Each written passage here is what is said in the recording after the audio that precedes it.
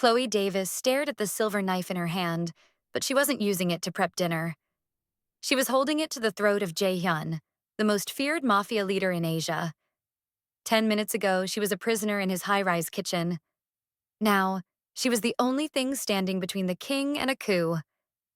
But as Jae-hyun leaned into the cold steel of the blade, a terrifying smile spread across his lips. Chloe realized the rumors were true. The king did not fear death. He only feared losing the woman he had spent millions to cage, 3 months earlier. The eviction notice was taped to Chloe's door when she got home from her double shift at the diner. Red letters, 72 hours to vacate. She ripped it down and unlocked her studio apartment with hands that had stopped shaking months ago. You got numb to crisis after a while. Inside, she dropped her bag and sank onto the futon that doubled as her couch. The springs groaned. Everything in this place groaned. The pipes, the floorboards, the neighbors through walls thin as paper.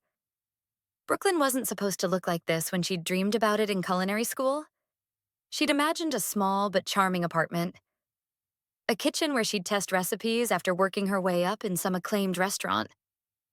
Maybe a balcony with herbs growing in mismatched pots. Instead, she had 400 square feet of water damage and cockroaches that didn't fear her anymore. Her phone buzzed, text from her manager at the diner. "Can you cover Maria's shift tomorrow?" 6 a.m. to 3 p.m. Chloe closed her eyes. That would be her third double this week. Her feet already had blisters on top of blisters. She typed back, "How much?" Same rate, $11 an hour plus tips, $11 an hour. She had a degree from the Culinary Institute of America, and she was slinging eggs for $11 an hour. "I'll be there," she sent back. Because what choice did she have? She opened her banking app. $218. Rent was $1,200. Due yesterday. Her landlord had stopped accepting excuses 2 months ago. Chloe pulled herself off the futon and walked to the narrow counter that served as her kitchen. She'd bought vegetables 3 days ago, planning to make something decent for herself. They'd already started wilting in the heat. Her AC had died in July, and it was only September. She should cook them before they went bad completely. But the exhaustion was bone deep, the kind that made even small tasks feel impossible. She opened the cabinet instead. 1 packet of ramen left. She filled a pot with water and set it on the hot plate. Her stove had stopped working 6 months ago, and the landlord said fixing it wasn't his problem. While the water heated, she sat on the floor and let her head fall back against the wall. 4 years of culinary school, $60,000 in student loans, internships at 3 Michelin-starred restaurants. And this is where it had led.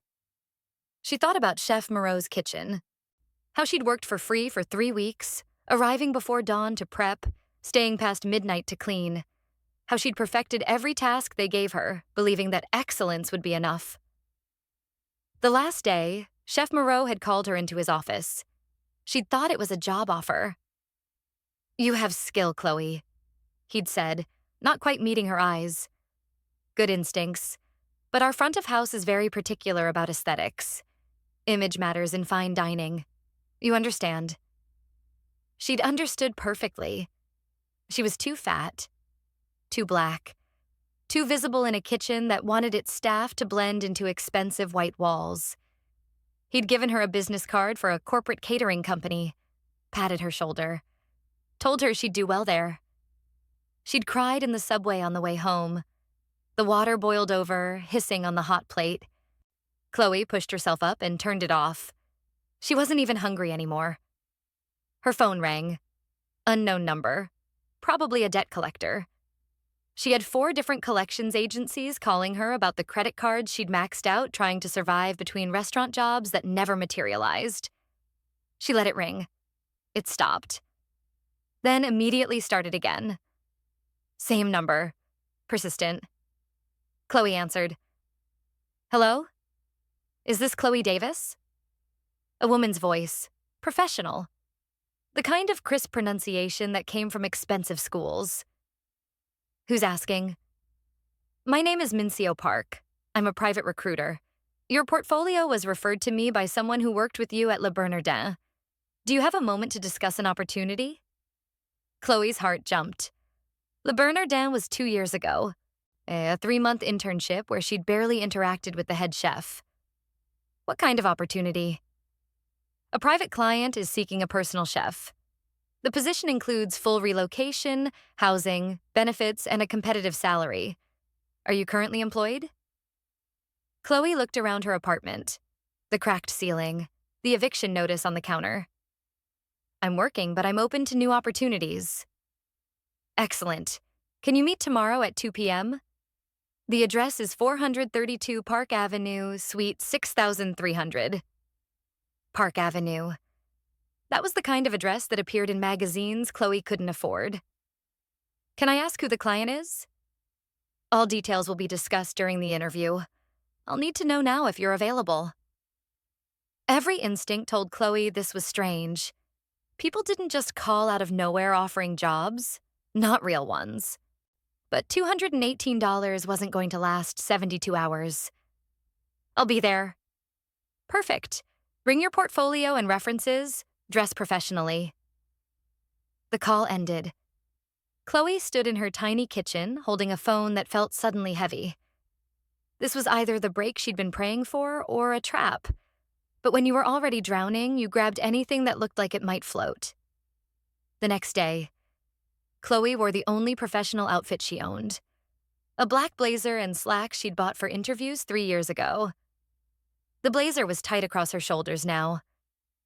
The slacks had a small stain on one leg she'd tried to scrub out that morning. It was the best she had. The building on Park Avenue made her feel small before she even walked inside. All glass and steel, reaching up into the sky like a middle finger to gravity. People in $1,000 suits moved through the lobby like they owned the air itself. Chloe checked in with security. They scanned her ID, made a call, handed her a visitor badge. 63rd floor. The elevator was glass-walled. As it rose, the city shrank below. Chloe watched the buildings get smaller, trying to calm her racing heart. The doors opened to a reception area that looked like it had been designed by someone who hated warmth. Everything was white marble and chrome. A woman sat behind a desk that probably cost more than Chloe's student loans. Chloe Davis from Mincio Park. The receptionist smiled without warmth. She's expecting you, through those doors. Chloe walked down a hallway lined with abstract art she didn't understand. At the end, a door stood open. Inside, a woman waited. Mincio Park looked like she'd been assembled in a lab designed to create intimidation. Tall, slim, wearing a charcoal suit that fit like it had been made on her body. Her hair was pulled back so severely it looked painful. She was maybe 40, maybe ageless. Miss Davis, sit. The office had floor-to-ceiling windows overlooking Central Park. The view probably cost more per month than Chloe made in a year. Chloe sat in a chair that felt too expensive to touch. Mincio remained standing, hands clasped behind her back. She studied Chloe like she was examining produce for bruises. Before we begin, you'll need to sign a non-disclosure agreement. Everything discussed in this room remains confidential. Violation will result in immediate legal action. Do you understand? I understand. But I'd like to know what I'm signing before. You're signing an agreement to keep your mouth shut about a job you haven't been offered yet. If that's a problem, the door is behind you. The words were delivered without emotion. A simple statement of fact. Chloe thought about the eviction notice. The diner shifts that paid $11 an hour. The ramen she'd eaten for dinner last night because it was all she could afford. Where do I sign? Mincio slid a document across the desk. It was 20 pages of legal language that would take an hour to read properly. Chloe signed the last page. Good. Mincio finally sat, folding her hands on the desk. The client I represent is extremely private, wealthy beyond what most people can conceptualize. He requires a personal chef to manage all meals in his primary residence. Where is the residence? Seoul, South Korea. The answer hit Chloe like cold water. South Korea? The position requires immediate relocation. All moving expenses covered. You'll be provided housing, full health benefits, and a starting salary of $200,000 per year. Chloe's brain stuttered on the number. 200,000 US dollars. The contract is for 1 year, renewable based on performance. You'll be responsible for 3 meals daily, occasional entertaining, and maintaining complete discretion about your employer's private life. $200,000. Chloe tried to keep her face neutral, but her hands started shaking. Why me? I've been out of fine dining for over a year. There are chefs with better credentials. My client doesn't want credentials. He wants someone who can cook, who understands the value of silence, and who has nothing tying them to their current location. Min Seo tilted her head slightly. You fit all 3 requirements. The way she said it made Chloe feel transparent. Like this woman had looked into every corner of her life and found it wanting. I don't speak Korean. Language isn't a requirement. You'll have a translator if needed, though my client speaks English fluently. What kind of food does he want? That will be discussed if you're selected. For now, I need to know, are you interested in being considered? Chloe's mouth was dry. Can I ask what kind of person needs a chef who will relocate to another country? The kind who values privacy above all else. Min Seo's expression didn't change. I'll be direct, Miss Davis. My client is not an easy man. He has specific requirements. He doesn't tolerate mistakes. The last chef lasted 3 months before requesting release from their contract. What happened? They couldn't handle the isolation. Living in service to someone else's schedule, someone else's needs. It's not a position for people who need social interaction or personal freedom. Chloe thought about her apartment. The friends who'd stopped calling when she couldn't afford to go out anymore. The family that had written her off years ago. Isolation doesn't scare me. Min Seo studied her for a long moment. You'll have my answer by tomorrow morning. If selected, you'll leave for Seoul within 1 week. Pack light. Everything you need will be provided. The meeting was over. Chloe stood on shaking legs. Thank you for the opportunity. Don't thank me yet, Miss Davis. You haven't met him. The way she said him made Chloe's skin prickle. That night, Chloe couldn't sleep. She lay on her futon, staring at the ceiling, mind racing through every possibility. $200,000. It could erase her debt, give her breathing room, let her actually live instead of just surviving. But Seoul, a country where she didn't speak the language, working for a man so private he required NDAs just to interview his potential employees. Red flags everywhere. Still. Her phone buzzed at 3 a.m., unknown number. She answered. Miss Davis, this is Min Seo Park. You've been selected. A car will arrive at your address Friday morning at 6 a.m. to transport you to JFK. Bring only personal items, clothing, toiletries, anything sentimental. Everything else will be provided. Do you accept? Chloe sat up in the dark. Friday was 4 days away. I accept. Good. Check your email. You'll find a contract, travel documents, and instructions. Sign and return the contract by tomorrow evening. Don't be late Friday. The call ended. Chloe opened her email. The contract was there. 53 pages. She started reading. By dawn, she'd read it twice. The salary was real. The benefits were real.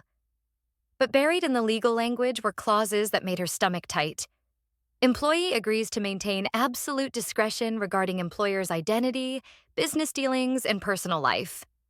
Employee acknowledges that employer's work may require irregular hours and last-minute schedule changes. Employee agrees that termination of contract may occur without notice at employer's sole discretion. Employee waives right to legal action in case of early termination.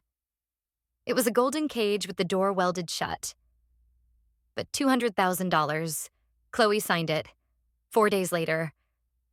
The car that picked her up was a black sedan with windows tinted so dark she couldn't see inside until the driver opened the door. He was professional, silent, and took her 2 suitcases without comment. Everything she owned fit in 2 suitcases. The driver took her to JFK and walked her to a private terminal she didn't know existed. No TSA line, no crowds.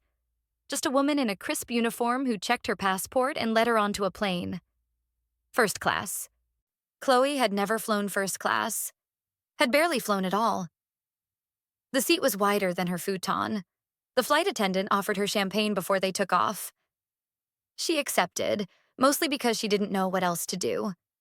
14 hours to Seoul. She tried to sleep but couldn't. Her mind wouldn't stop spinning through questions she had no answers for. Who was she working for? Why did he need this much privacy? What had happened to the last chef? The flight attendant brought her lunch. Actual food, not airplane food. Perfectly cooked salmon with vegetables that still had texture. "Is everything satisfactory, Miss Davis?" the attendant asked. The fact that she knew Chloe's name felt strange. "It's perfect." "Wonderful. Please let me know if you need anything at all." The attention felt wrong, like she was being treated as important when she knew she wasn't. She was just a chef. A broke chef running away from an eviction notice. When the plane landed in Seoul, the same silent efficiency continued. Immigration was handled privately. Her bags appeared without her having to claim them. A different driver waited with her name on a card. She followed him to another black sedan. Seoul at night was neon and noise. Signs in Korean she couldn't read. Streets packed with people even though it was nearly midnight. The city felt alive in a way Brooklyn never had, like it was vibrating on a frequency just slightly too high for comfort.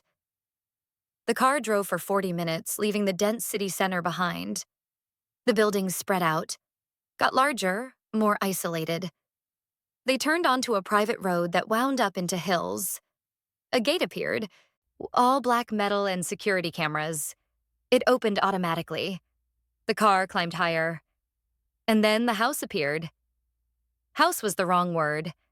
It was a fortress made of black glass and sharp angles, built into the hillside like it had grown there. Modern architecture that looked like it was designed to intimidate. Every window was dark. The car stopped at the entrance. The driver opened her door. A woman waited at the top of the steps.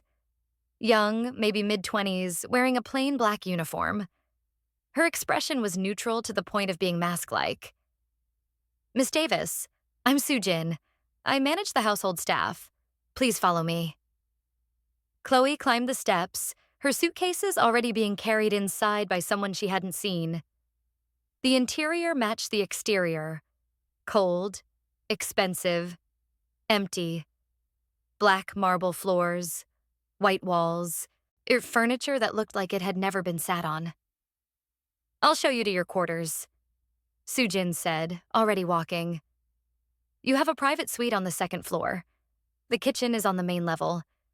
Your schedule will be provided each evening for the following day." "When do I meet my employer?" Soo-jin didn't slow down. "When he wishes to meet you." They climbed a floating staircase to the 2nd floor. Soo-jin opened a door at the end of the hall. The room beyond was larger than Chloe's entire Brooklyn apartment. A king bed, a sitting area. Floor-to-ceiling windows overlooking the city sprawling below like a constellation. An attached bathroom with marble everywhere. "Unpack and rest," Soo-jin said. "Your first service is breakfast tomorrow at 7 a.m. The menu will be in the kitchen. Do not be late." "What is he like?" "You'll learn." Soo-jin turned to leave, then paused. "One more thing, Miss Davis. Mr. Kwon values precision above all else. Every dish must be perfect. Every meal must be on time. Mistakes are not forgotten." "Mr. Kwon?" But Soo-jin was already gone, the door closing with a soft click. Chloe stood alone in the expensive silence. Mr. Kwon. She pulled out her phone and searched the name. Thousands of results appeared. But when she clicked on them, they were all different people. Politicians, actors, business executives, no one that matched a man who'd pay $200,000 for a private chef. She tried adding soul and private to the search. Nothing. Whoever he was, he'd scrubbed himself from the internet. Chloe sat on the edge of the bed, exhaustion finally catching up to her. She'd signed a contract, flown across the world, accepted money she desperately needed, and she had no idea who she was working for. The next morning, Chloe woke at 5 a.m. to an alarm she didn't remember setting. Jet lag made her feel like she was moving underwater, but she dragged herself out of bed and into the bathroom. The shower had 7 different settings and water pressure that felt like a massage. Expensive shampoo and soap were already stocked. Everything in this place anticipated needs before they were spoken. It should have felt nice. Instead, it felt like being studied. She dressed in the chef's whites that had been left on the chair, perfectly tailored to her measurements, and made her way downstairs. The kitchen was professional grade, 6-burner range, double oven. A knife set that probably cost more than her culinary school tuition. Ingredients were labeled in Korean with small English translations underneath. A single card sat on the counter. Breakfast, 7 a.m., American-style pancakes, scrambled eggs, soft turkey bacon, crispy fresh fruit coffee, black simple, almost suspiciously simple. Chloe got to work. She made the pancakes from scratch. Buttermilk, real vanilla, a touch of cinnamon. Cooked them until they were golden and fluffy.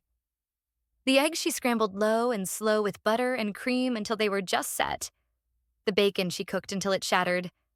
She arranged everything on expensive white plates and set them on the dining table at exactly 7 a.m.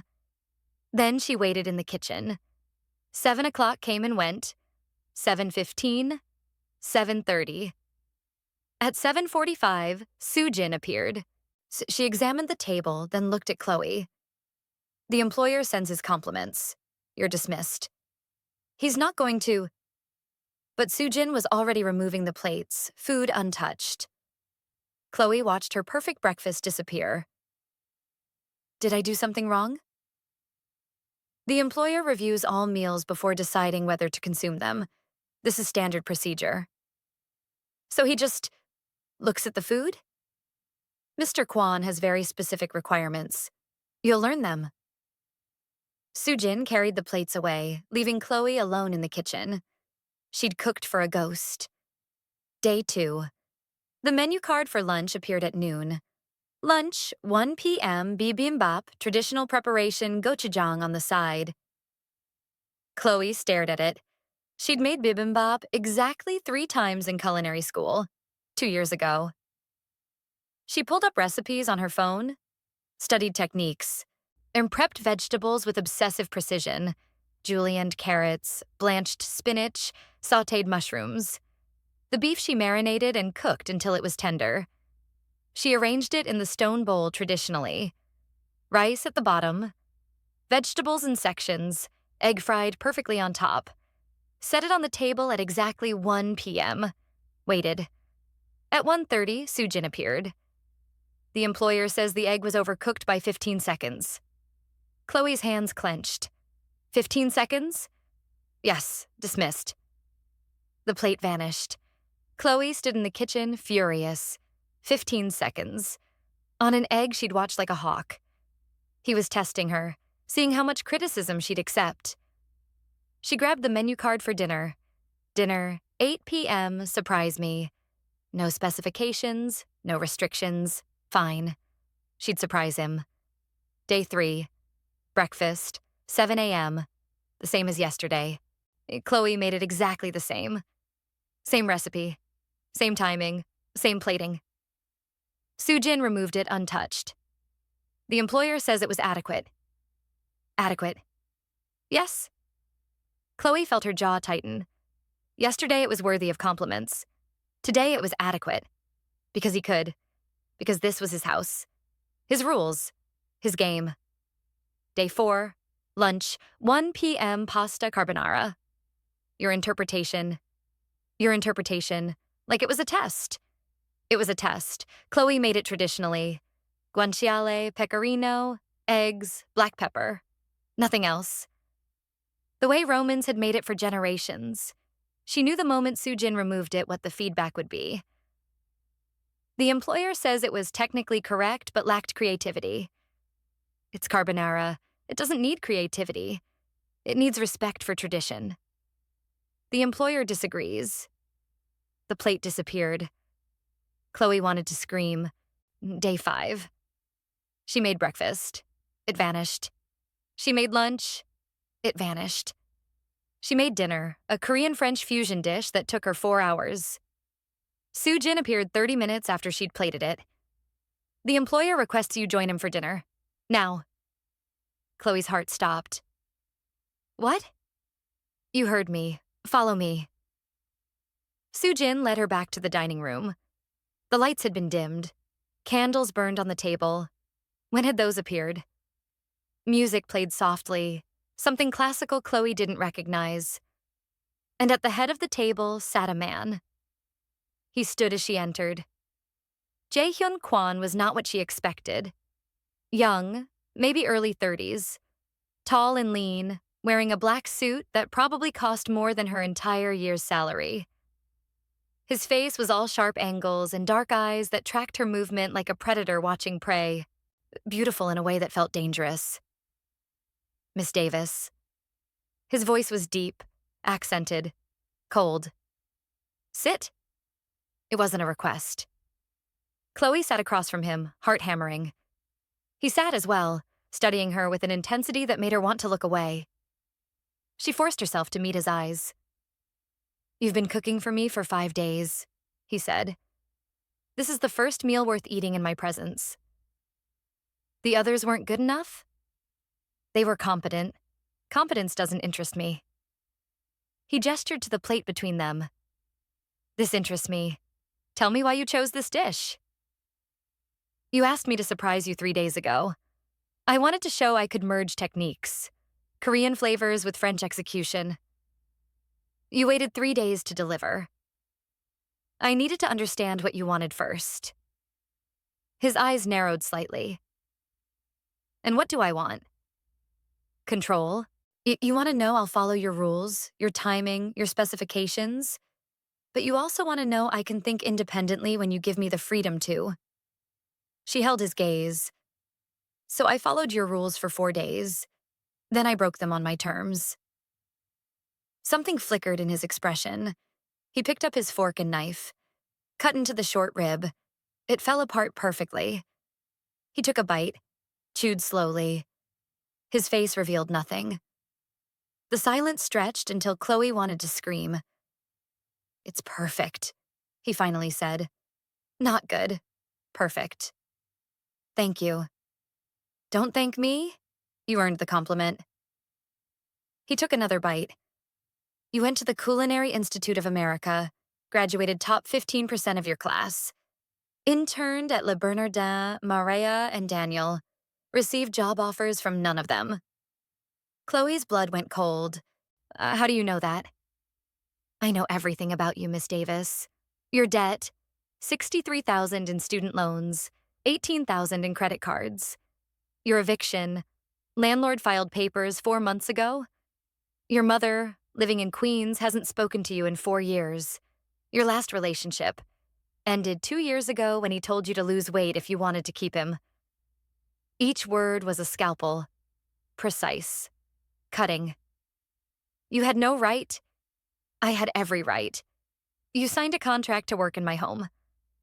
I don't allow strangers into my life without knowing everything about them. He set down his fork. I know you were 3 days from being homeless when Minseo called. I know you would have taken any job that offered escape. I know you're here because you were desperate, not because you wanted to be. If you know all that, why hire me? Because desperate people don't ask questions. They accept what they're given and make it work. That's exactly what I need. The honesty was more brutal than any lie. I'm not your charity case. No, you're my employee, and you'll stay my employee as long as you follow the rules. Cook what I tell you to cook. When I tell you to cook it. how I tell you to cook it.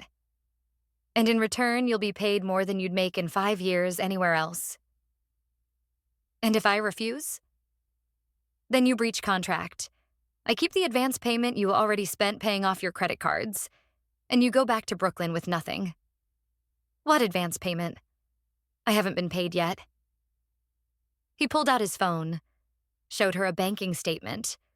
Her banking statement. Showing a deposit of $25,000.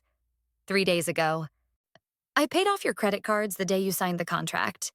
As a signing bonus. You didn't notice because you were too busy packing. He pocketed the phone.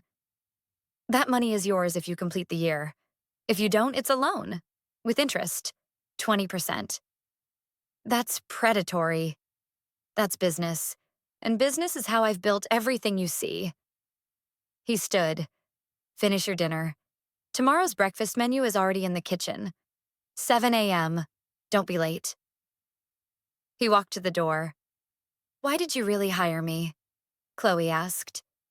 He paused. Didn't turn around. Because you're talented, desperate, and completely alone. That makes you controllable. And I only allow controlled variables into my life. He looked back over his shoulder. Welcome to Seoul, Miss Davis. I hope you survive it. Still here. Good. Because it's about to get wild. Quick like and subscribe if you're enjoying this. It really helps. He left. Chloe sat alone at the table, staring at food that suddenly tasted like ash. He owned her. Not just through the contract.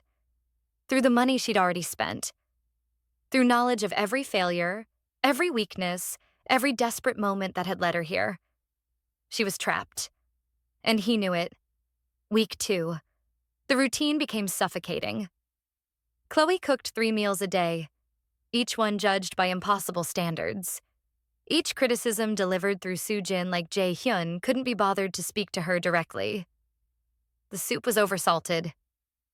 The fish was overcooked by 20 seconds. The presentation was pedestrian. Never good enough. Never perfect. Except when it was. And then silence. No praise. Just the absence of criticism. Chloe started testing boundaries.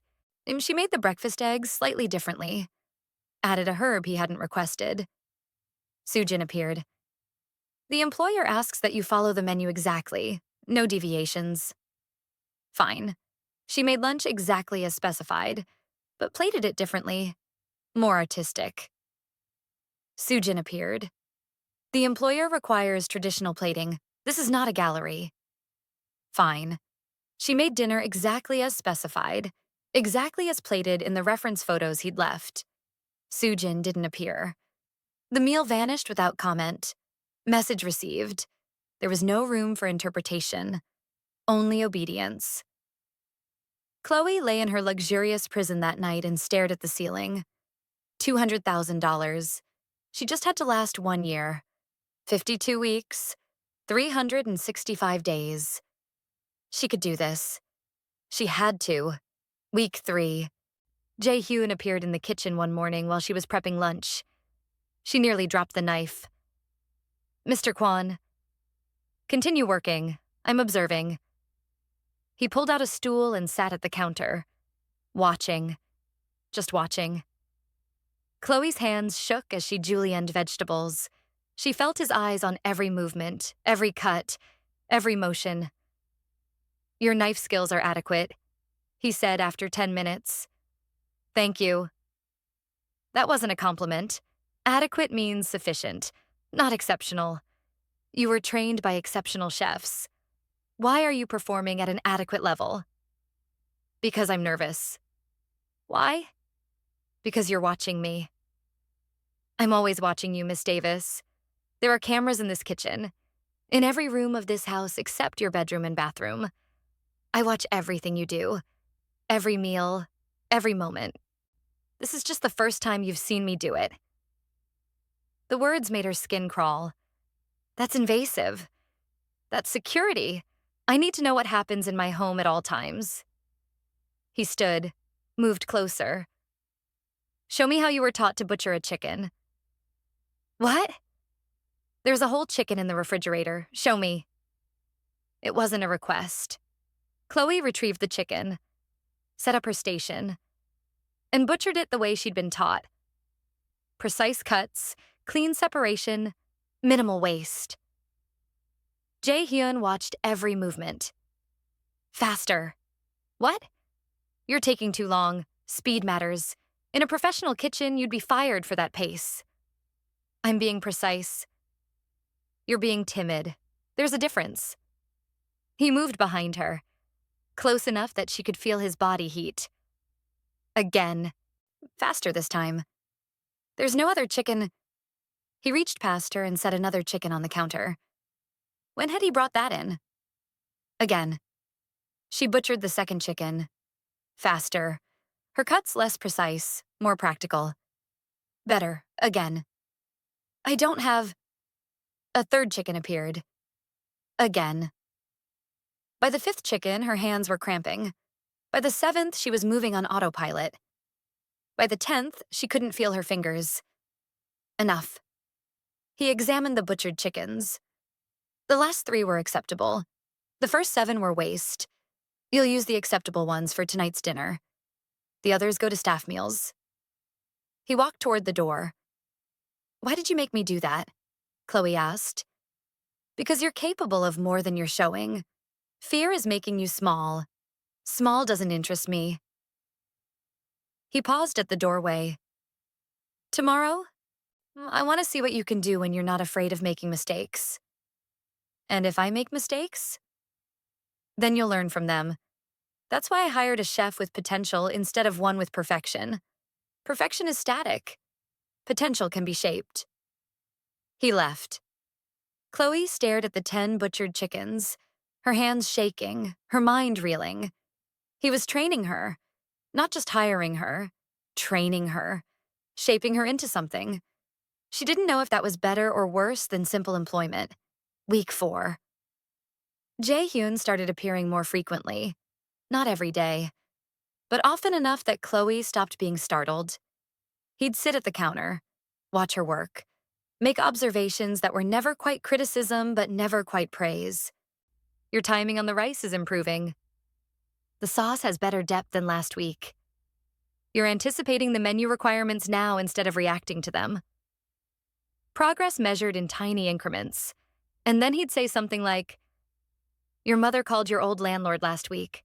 Asked if he'd heard from you. Chloe's hands stilled. How do you know that? I monitor things that might affect my household. Your mother looking for you could become a problem if she decides to file a missing person report. I'm not missing. You disappeared to another country without telling anyone. That's the definition of missing. He pulled out his phone. I had my people reach out to her. Explained you'd accepted a position abroad. She seemed relieved. You contacted my mother? I had someone contact her. I don't do that personally. He pocketed the phone. She asked if you were safe. My people assured her you were. She didn't ask anything else. Didn't request contact information. Just accepted it. The words landed like stones. She didn't ask to talk to me? No. Chloe turned back to her prep work, hands moving automatically while her mind spun. Her mother hadn't asked to speak to her. Hadn't asked for a number or an email. Just accepted that Chloe was gone. Why are you telling me this? She asked. Because I need you to understand your reality. You have no one looking for you. No one waiting for you to come home. This job, this house, this life, it's all you have. The sooner you accept that, the sooner you stop looking for exits that don't exist. He was right, and that made it worse. Week 5. Chloe made a mistake. The fish was overcooked. Not by seconds, by minutes. She'd been distracted thinking about her mother and hadn't watched the pan. Soojin appeared. The employer requests your presence in the dining room. Chloe's stomach dropped. This was it. The mistake that would cost her everything. She followed Soojin to the dining room. Jae-hyun sat at the table. the overcooked fish in front of him. Sit. She sat. Tell me what went wrong. I wasn't paying attention. I was distracted. It won't happen again. Why were you distracted? Personal reasons. There are no personal reasons in my kitchen. Everything that affects your performance is my business. His eyes were cold. Tell me. I was thinking about my mother, about the fact that she didn't ask about me. He leaned back, studied her. And that distracted you enough to ruin a dish? Yes. Interesting. He picked up his fork, cut into the fish, took a bite, chewed, swallowed. It's inedible. I know. And yet you served it anyway. I realized the mistake too late. I didn't have time to start over. Then you should have come to me and said there would be no dinner. That would have been honest. Instead, you served me garbage and hoped I wouldn't notice. He set down his fork. Do you know what I do to people who lie to me? No. I eliminate them from my life. Completely. Permanently. He stood. You have one more chance, Miss Davis. One. The next mistake, the next lie, the next moment of distraction that results in failure, and you're done. Do you understand? Yes. Good. Now go make me something edible. You have 30 minutes. She ran back to the kitchen, made a simple pasta aglio e olio, perfectly cooked, proper seasoning, done in 28 minutes. Sujin appeared, took the plate, returned 5 minutes later. The employer says it was acceptable. Acceptable. Not good. Not perfect. Acceptable. But she'd kept her job. Barely. Week 6. Sujin appeared in the kitchen one morning with a different kind of instruction. Mr. Kwan is hosting a charity event here in 3 days. 200 guests. You'll be responsible for the catering. Full menu. 5 courses. Plated service. Chloe's blood went cold. 200 people? I can't do that alone. You'll have a team, 12 staff. But you're the head chef. The menu is your responsibility. Mr. Kwan will review your proposal tomorrow morning. That's not enough time. Then you should start planning now. He expects excellence. Sujin handed her a folder. Guest list, dietary restrictions, allergies. Budget is unlimited. Failure is not acceptable. She left. Chloe opened the folder. 200 names, politicians, business executives, celebrities, people whose net worth had more zeros than she could process. And she was supposed to feed them all. In 3 days. She spent 18 hours that day planning. Korean-French fusion, 5 courses, each one designed to impress, to show what she could do when given the freedom to create. The next morning, she presented the menu to Jae-hyun in his office. He read it in silence. The second course is too safe. Change it. To what? Something that takes risk. These guests eat at Michelin restaurants weekly. Safe doesn't impress them. If I take too much risk and they don't like it, then you fail. But you'll fail trying for greatness instead of settling for safety. Which would you prefer? She rewrote the second course. Something experimental, scary, potentially brilliant, or a complete disaster. Showed him again. Better. Approved.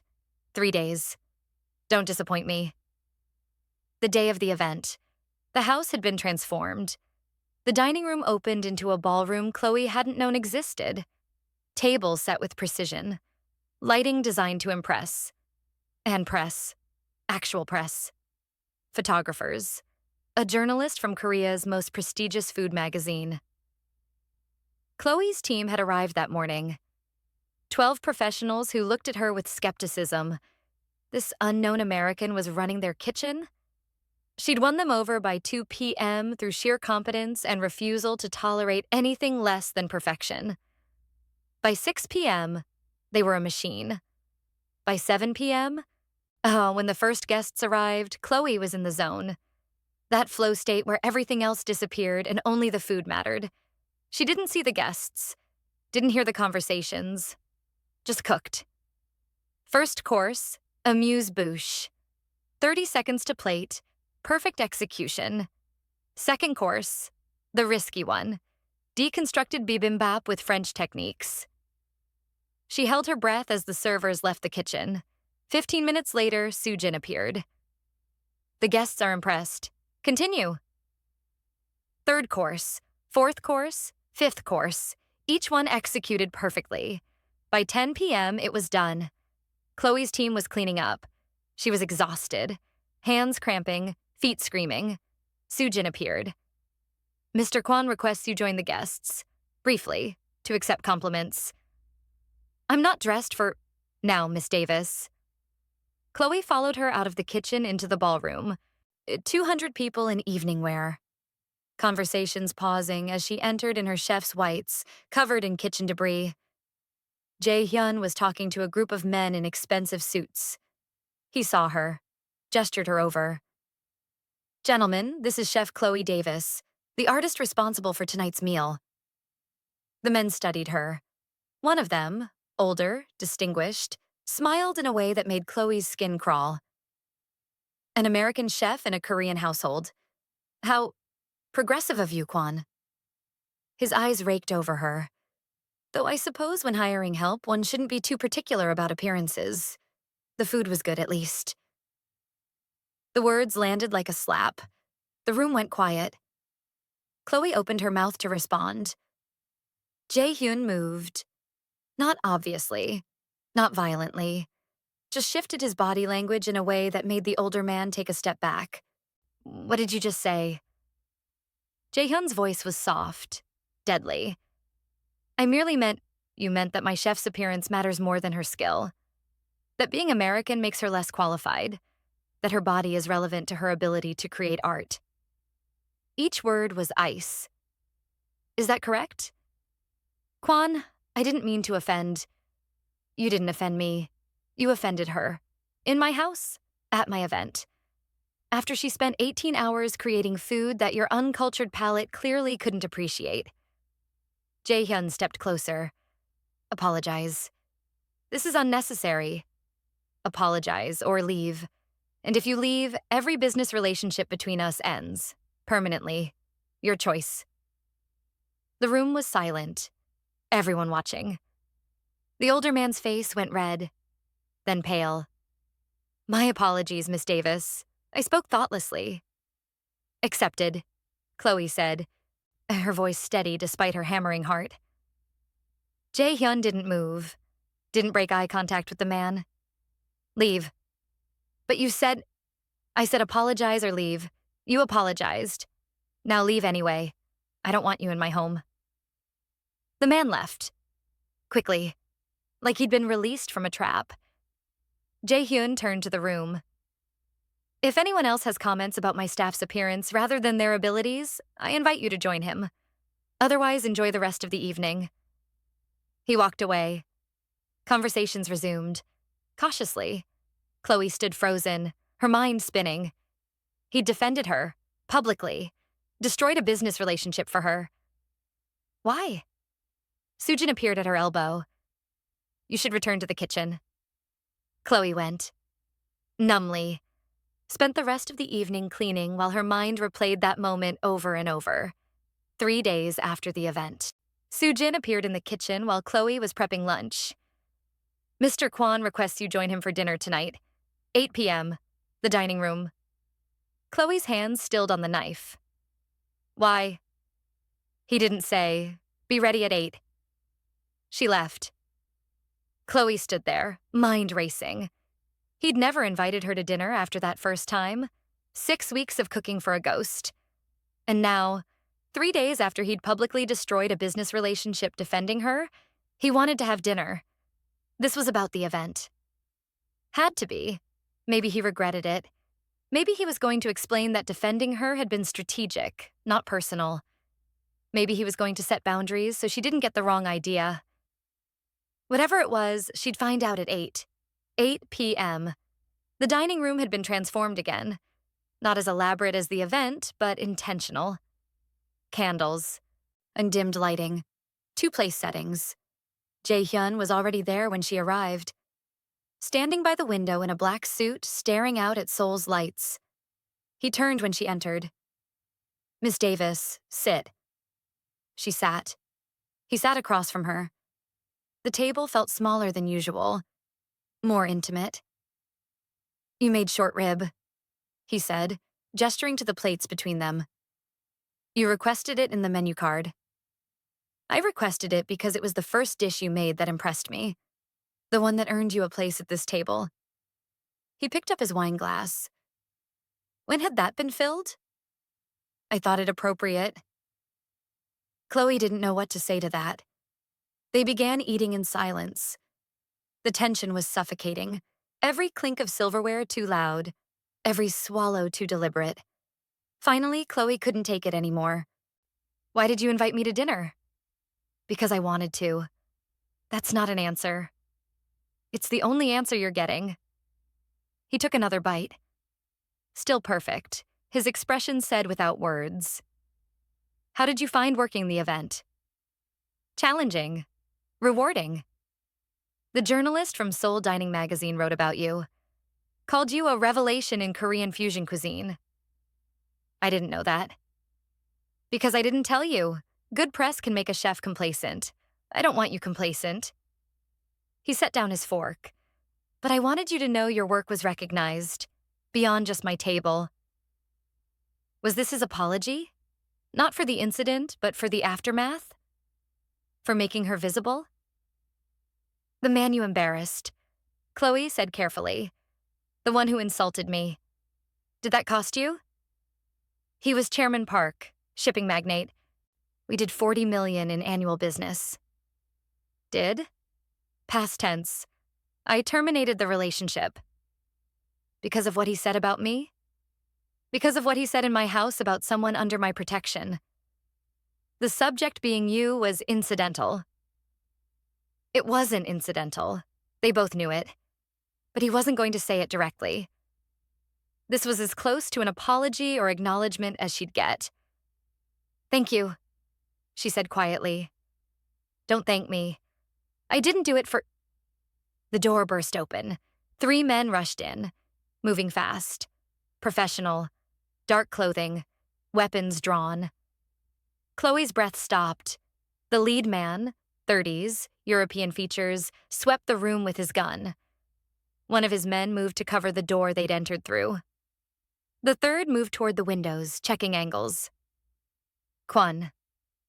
The lead man's voice was accented. "Russian. Don't move." Jae-hyun's hands were already moving, not up in surrender, but toward his jacket. "Slowly," the Russian said, gun aimed at Jae-hyun's center mass. "2 fingers. Put it on the table." Jae-hyun slowly pulled a handgun from inside his jacket, set it on the table, out of reach. The Russian smiled. "Good. Dmitri, by the way. We haven't been formally introduced." "You're already dead. You just don't know it yet." Big words for a man with a gun on him. Dmitri gestured to his men. "Yuri, secure the exits. Anton, the girl." The man by the door, Yuri, moved to check the other entrance to the dining room.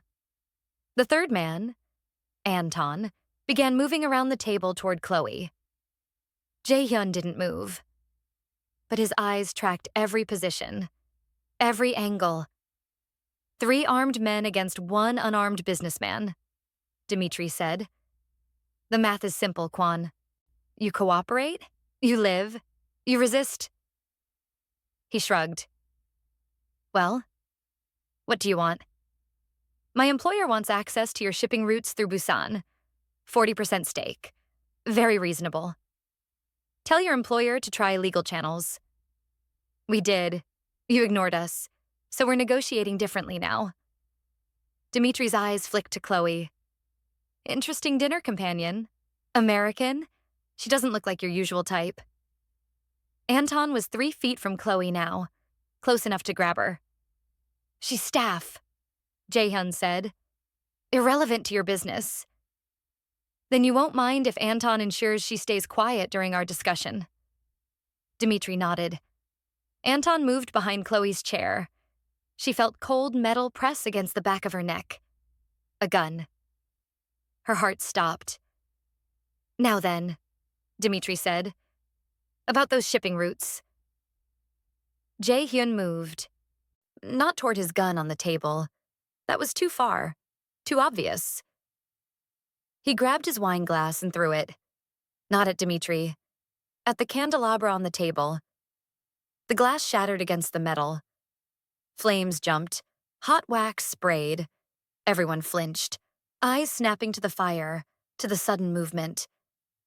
In that half-second of distraction, Jae-hyun moved. He didn't go for his gun. He went low, grabbed the edge of the heavy dining table and flipped it. 200 pounds of mahogany and marble crashing toward Dmitri. Dmitri stumbled back. His gun went off, bullet slamming into the upturned table instead of flesh. Jae-hyun was already moving. He rolled, came up with his gun from where it had fallen. But Yuri was faster than expected. He had his weapon up, aimed. Chloe! Jae-hyun's voice cut through the chaos. Knife, right side of your plate. Now. Anton behind her was distracted, looking at the fight. Gun pulled away from her neck as he tried to track the movement. Chloe's hand found the knife. She didn't think. Just moved, spun in her chair and brought the blade up, pressed it against Anton's throat. Anton froze. Everyone froze. Jae-hyun had his gun aimed at Dmitri. Dmitri had his gun aimed at Jae-hyun. Yuri had his gun aimed at Jae-hyun. And Chloe had a knife at Anton's throat. Mexican standoff. New math, Jae-hyun said, his voice steady despite the adrenaline. You shoot me. Yuri shoots me. I still get one shot off before I go down. That shot goes into Dmitri. Meanwhile, my chef panics and cuts Anton's throat. You win, but you lose 2 men, including your boss. That acceptable to you? Dmitri's jaw clenched. His gun didn't waver. She won't do it. Look at her hands shaking. Shaking hands are more dangerous. One wrong move from you and she might slip. Jae-hyun's gun stayed aimed at Dmitri's chest. And even if she doesn't, even if I die right now, my security team is already on the way. You breached alarms when you came through that door. You have maybe 90 seconds before 20 armed men surround this room. Bluffing. Test it. The silence stretched, tense, calculating. Dmitri's eyes moved between the scenarios. 2 guns on Jae-hyun, but Jae-hyun's gun on him. Anton with a knife to his throat. Time running out. Anton spoke suddenly. Mandarin, fast, desperate. 求求呢，我有孩子，2个女儿, please 不要杀我. Please, I have children, 2 daughters, don't kill me. Chloe understood enough to know what he was saying. Her stomach turned. Her hands shook harder. Dmitri saw it. She's going to drop that knife. Any second. Maybe, but not in the next 90 seconds. Are you willing to bet your life on that? Jae-hyun's gun didn't move. Because my security just reached the outer corridor. In about 60 seconds, you're surrounded. You can shoot me, but you'll die here, all 3 of you. As if on cue, shouts echoed from somewhere in the house. Korean. Multiple voices. Getting closer. Dmitri's face tightened. This isn't over, Kwan. I didn't think it would be. Lower the gun.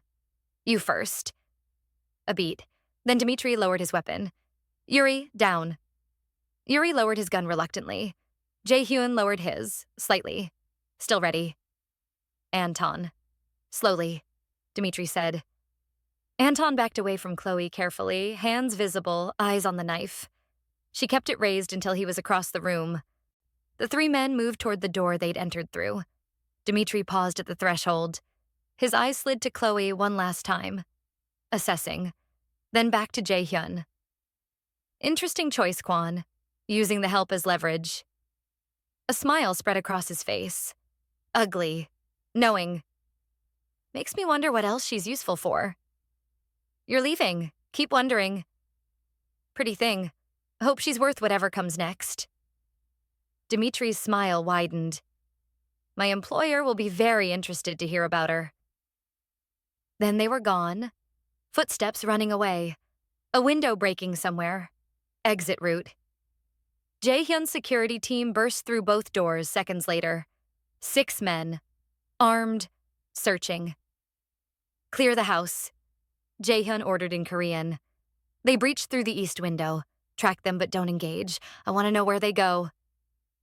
The men dispersed. Only then did Jaehyun lower his gun completely. He turned to Chloe. She was still holding the knife. Still standing, shaking so hard she could barely breathe. He walked over slowly, gently took the knife from her grip. It's over. You can let go now. Her fingers unclenched. Her legs gave out. Jaehyun caught her before she hit the floor, his hands on her shoulders, steadying her. Breathe. In through your nose, out through your mouth. She tried. It came out as a sob. What the fuck was that? The words burst out of her. What the fuck just happened? That was a business disagreement. Business disagreements don't involve guns. Mine do. She stared at him. He was completely calm, like men with weapons threatening to kill him was just another Tuesday. Like he hadn't just flipped a table and orchestrated a standoff while outgunned 3-1. Who are you? He studied her for a long moment, then pulled out his phone and made a call, speaking rapid Korean. When he hung up, he gestured to a chair that hadn't been destroyed. Sit. I don't want to... Sit. She sat, mostly because her legs were still shaking. He remained standing, gun still in his hand but lowered, watching her. My name is Jaehyun Kwon. I run one of the largest criminal organizations in East Asia. Shipping, acquisitions, territory management, problem solving for clients who can't use legal channels. The words should have shocked her. Instead, they explained everything. The secrecy, the NDAs, the fortress of a house, the cameras, the fact that he needed a chef who had nothing to lose and nowhere to run. I'm working for a criminal, she said numbly. Yes. You could have told me that before I flew across the world. Would you have come if I had?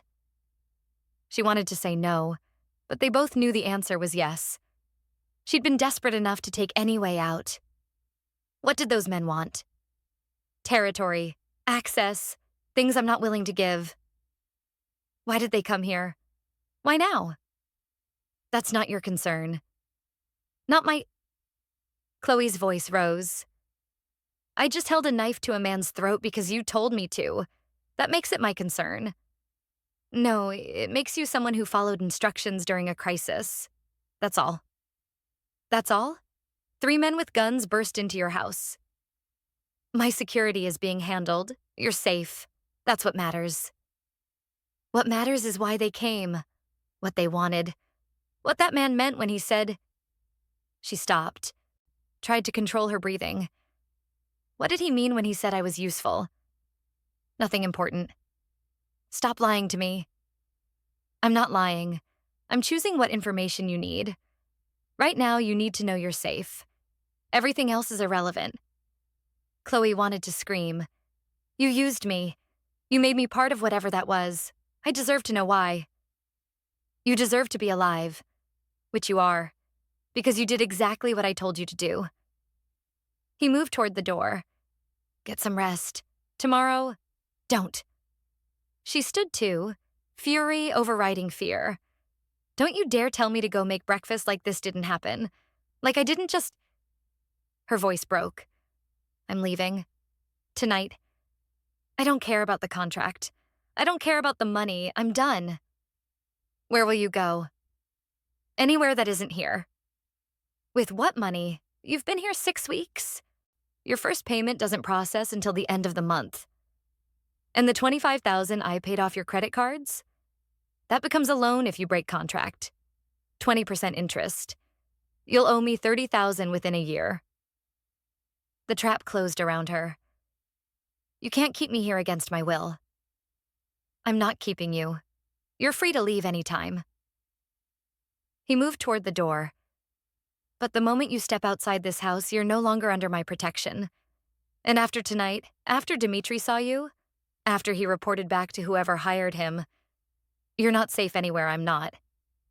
What does that mean? It means you're involved now. Whether you understand how or why doesn't change that fact. He paused at the door. Stay. Let me handle this. Or leave and find out what happens to people caught between organizations they don't understand. That's not a choice. That's a threat. That's reality. You just don't like it. He opened the door. Breakfast, 7 a.m. Don't be late. He left.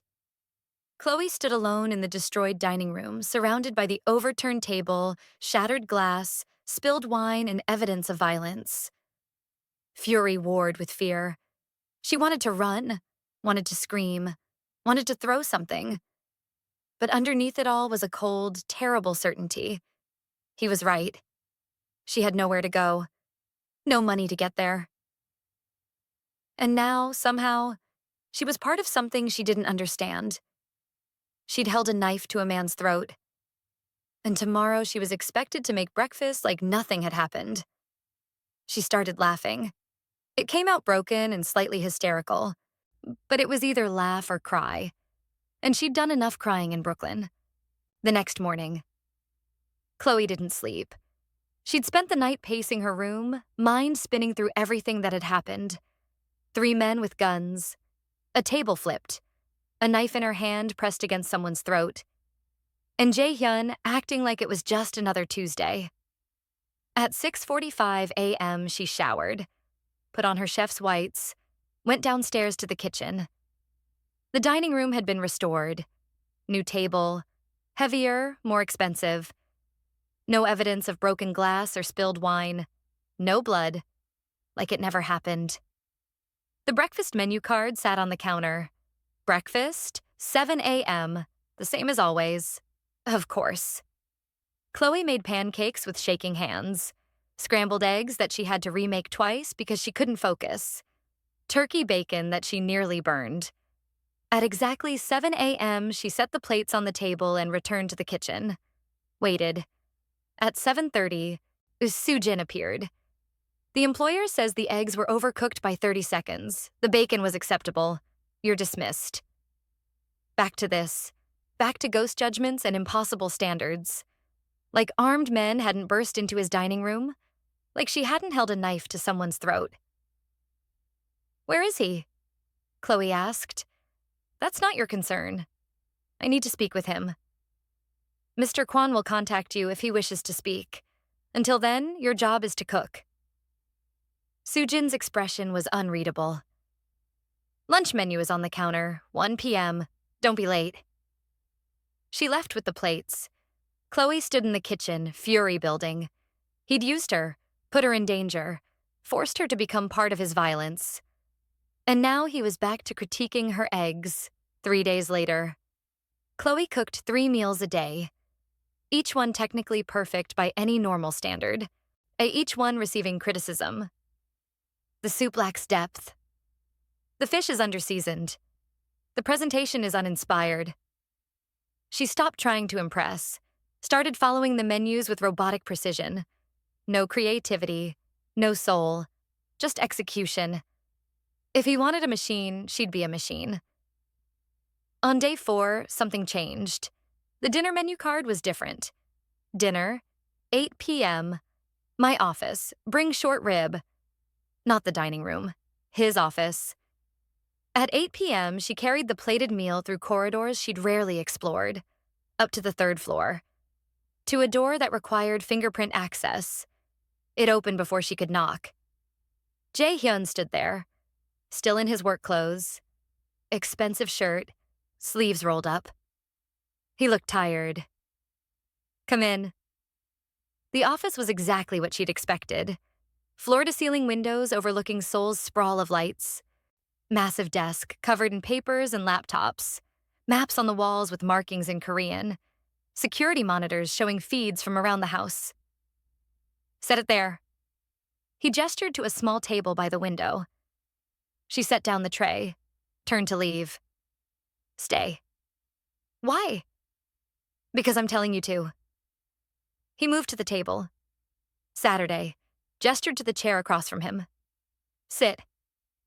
She sat. He started eating. The silence stretched, oppressive and deliberate. Your cooking has been technically flawless this week, he said after his third bite. Also completely lifeless. Why? You wanted me to follow the menus exactly. That's what I'm doing. I wanted you to cook, not perform culinary autopsy. He set down his fork. What changed? You know what changed. Enlighten me. 3 men with guns, a standoff. You made me hold a knife to someone's throat. Then you disappeared for 3 days, and now you're back to critiquing my eggs like nothing happened. Because nothing happened. An attempted negotiation failed. It was handled. Life continues. That's not nothing. I could have died. But you didn't. Because you followed instructions precisely when it mattered. His eyes didn't leave hers. That's what I need from you. The ability to function under pressure, to adapt, to not fall apart when things get complicated. I'm a chef, not a soldier. In my house, you're whatever I need you to be. That's what you signed up for. He resumed eating. The contract doesn't limit your duties to food preparation. It says you'll fulfill responsibilities as required by your employer. Right now, I require you to stop cooking like you're in mourning and return to the standard you showed in your first 6 weeks. Chloe's hands clenched in her lap. You want passion? After you used me as leverage in your criminal business? I used the resources available to survive a threat. You were a resource. I don't apologize for that. I'm not a resource. I'm a person. You're an employee, and employees do what they're told when situations require it. Or they leave. He gestured to the door. You're free to go anytime. I've said that before. I mean it. Except leaving means debt. Means being unprotected from whatever enemies you've made. You've made sure I can't actually leave. I've made sure you'd be motivated to stay. There's a difference. He finished the short rib, set down his utensils with deliberate precision. This meal is perfect, technically flawless, and completely forgettable. Tomorrow, I want to see what you can do when you're cooking instead of just going through motions. Understood? And if I can't, then we'll both be disappointed, dismissed. She stood, walked to the door. Chloe. She paused, didn't turn around. The man whose throat you held that knife to, Anton. He got on a plane back to Russia 2 days ago, unharmed. He's with his daughters right now. You didn't hurt him. You saved both our lives by not panicking. That matters. She looked back. Does it? It should. Most people would have frozen, dropped the knife, gotten us both killed. You didn't. That's worth acknowledging. Is this your version of a thank you? This is my version of telling you that you're more capable than you think. And I need you to remember that. Because what happened wasn't a one-time occurrence. It was a preview. Of what? Of what life looks like in my world. If you can't handle it, leave now. But if you stay, I need you functional. Not traumatized. Not cooking like a ghost. Functional. He turned back to his work. Dismissed her without another word. Chloe left, walked back to the kitchen on shaking legs, stood at the counter where she'd stood hundreds of times before, and tried to understand how holding a knife to someone's throat had become just another part of her job. 1 week later. The routine continued. Chloe cooked, Jae-hyun ate. Criticism came through Soo-jin, but something had shifted. Security had doubled. More cameras, more guards, new faces she didn't recognize patrolling corridors. Soo-jin had become quieter, more tense, like she was waiting for something. And Jae-hyun had started appearing in the kitchen. Not every day, but often enough that Chloe stopped being startled when she'd turn around and find him sitting at the counter with his laptop. He never explained why, just worked in silence while she cooked. It should have felt invasive. Instead, it felt like being watched by something predatory that had decided, for now, not to strike. "If you have notes on my technique, just say them," Chloe said one afternoon while julienning vegetables. "I don't have notes." "Then why are you here?" "Working." "You have an office for that." "I have 12 offices. I'm choosing to use this one." He didn't look up from his screen. Chloe sliced carrots with more force than necessary. The silence stretched. "The event I hosted," Jae-hyun said suddenly. "The man I embarrassed. Chairman Park. He's filed complaints with 3 different business councils, claiming I acted inappropriately, that I'm unstable. Are you?" "Probably, but that's not relevant."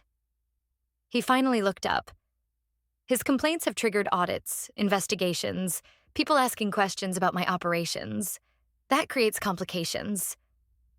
"Why are you telling me this?" "Because those complications exist because I defended you publicly. I want you to understand the cost." Chloe's hand stilled on the knife. "I didn't ask you to do that." "You didn't need to ask. He insulted you in my house. That required a response. A response that's now costing you business." "Yes." "And you're telling me this because I want you to understand that nothing in my world is free. Every action has consequences. Every choice has a cost." His eyes met hers. "You're here because you needed money. I'm dealing with audits because I have standards about how people are treated under my roof. We both pay for our choices." "That's not the same thing." "It's exactly the same thing. You sold your time for money.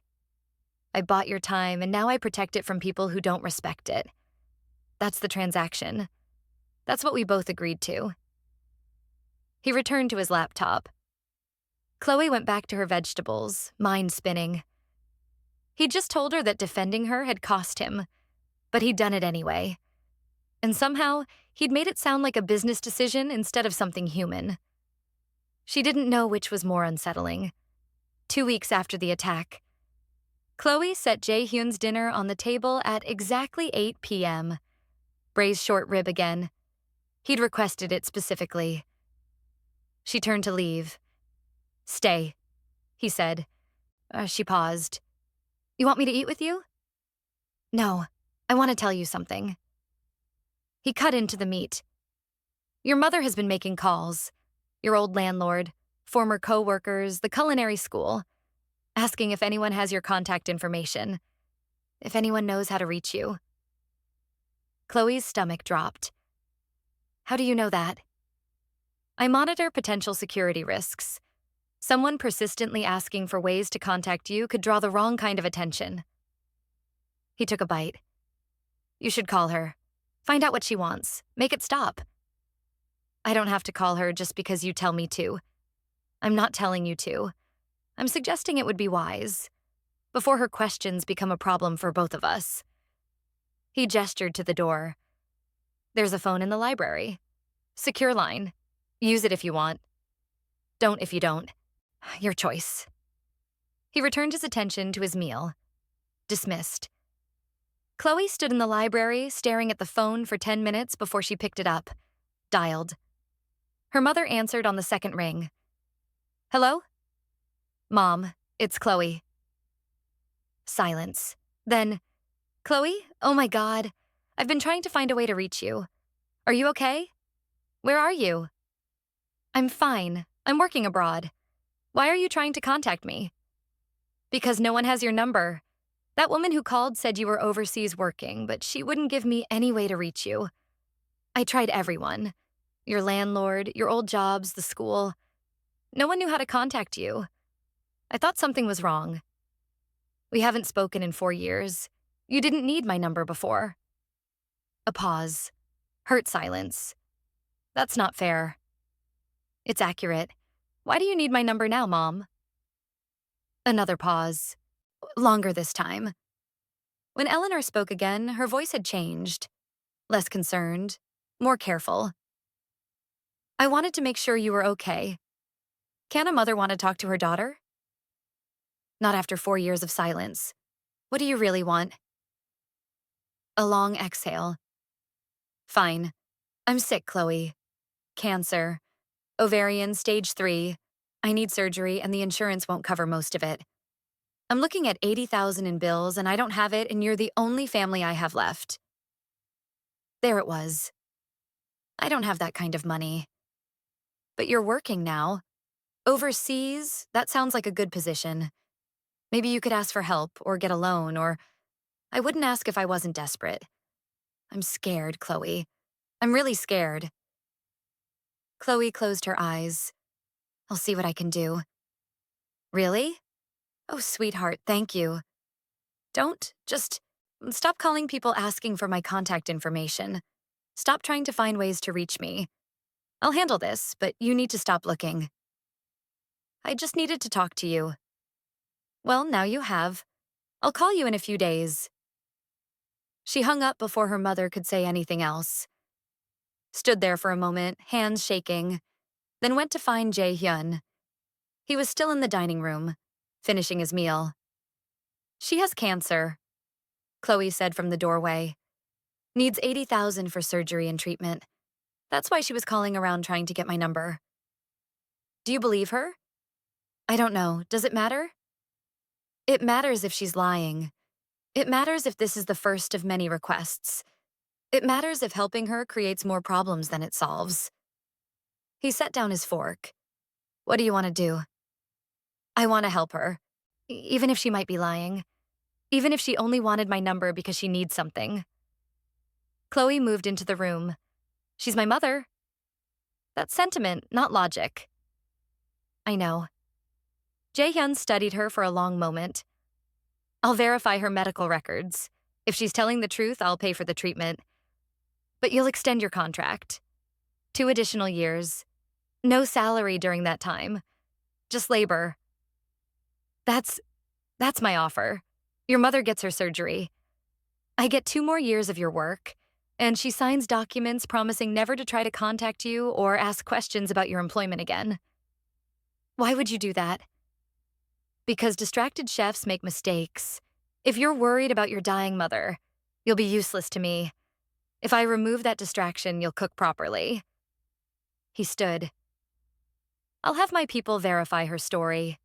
If it's legitimate, the money transfers by the end of the week. If she's lying, she gets nothing, and you learn a valuable lesson about family. You're buying 2 more years of my life to pay for my mother's cancer treatment.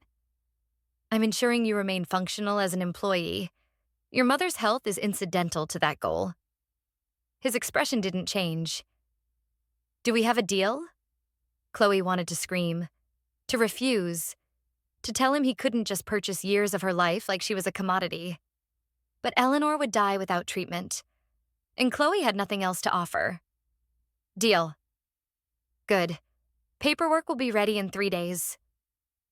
3 days later, Soo-jin handed Chloe a folder and a contract. Your mother's medical records. Confirmed stage 3 ovarian cancer. Surgery scheduled for next month at Mount Sinai Hospital.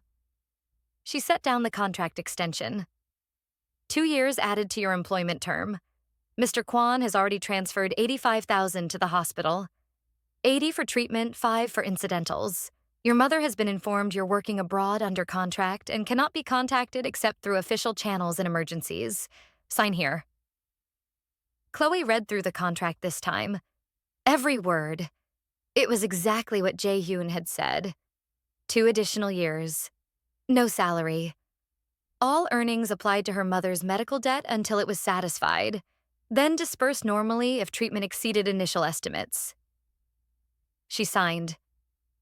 Your mother tried to call this number yesterday, Soo-jin added. To thank you. The call was blocked per the terms of the agreement. She's been sent written notification that all contact must cease. She'll receive quarterly medical updates so she knows you're alive, but no direct communication is permitted. You're cutting her off completely. Mr. Kwan is ensuring you remain focused on your duties without emotional complications. Soo-jin's expression was neutral. This is for your benefit as much as his. She left. Chloe sat alone with the contract, with the knowledge that she'd just sold 2 more years of her life, for a mother who'd only wanted her number when she needed money. But Eleanor would live. That had to count for something, even if the cost was her own freedom. 4 weeks after Dimitri's attack, life continued. Chloe cooked. Jae-hyun ate. Security remained heightened, but nothing happened. No more attacks, no more threats, just routine. Until one evening when Chloe entered the kitchen to prep dinner and found Jae-hyun already there. Not working, not eating, just sitting in the dark. "Mr. Kwan?" He didn't respond immediately, just sat there, staring at nothing. "The lights are—" "Leave them off." His voice was wrong, flat, exhausted in a way that went beyond physical tiredness. Chloe moved to the counter, didn't turn on the overhead lights. Just let the ambient glow from the city lights through the windows provide barely enough illumination to see. "Do you want dinner?" she asked. "No." "Then why are you here?" "Because everywhere else is worse right now."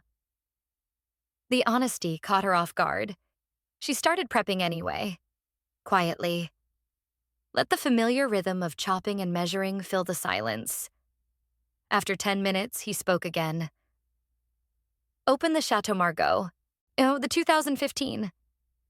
That's $3,000 a bottle. I know what it costs. Open it." She retrieved it from the wine cellar, opened it carefully in the dim light, poured 2 glasses even though he'd only asked for one. Set both on the counter.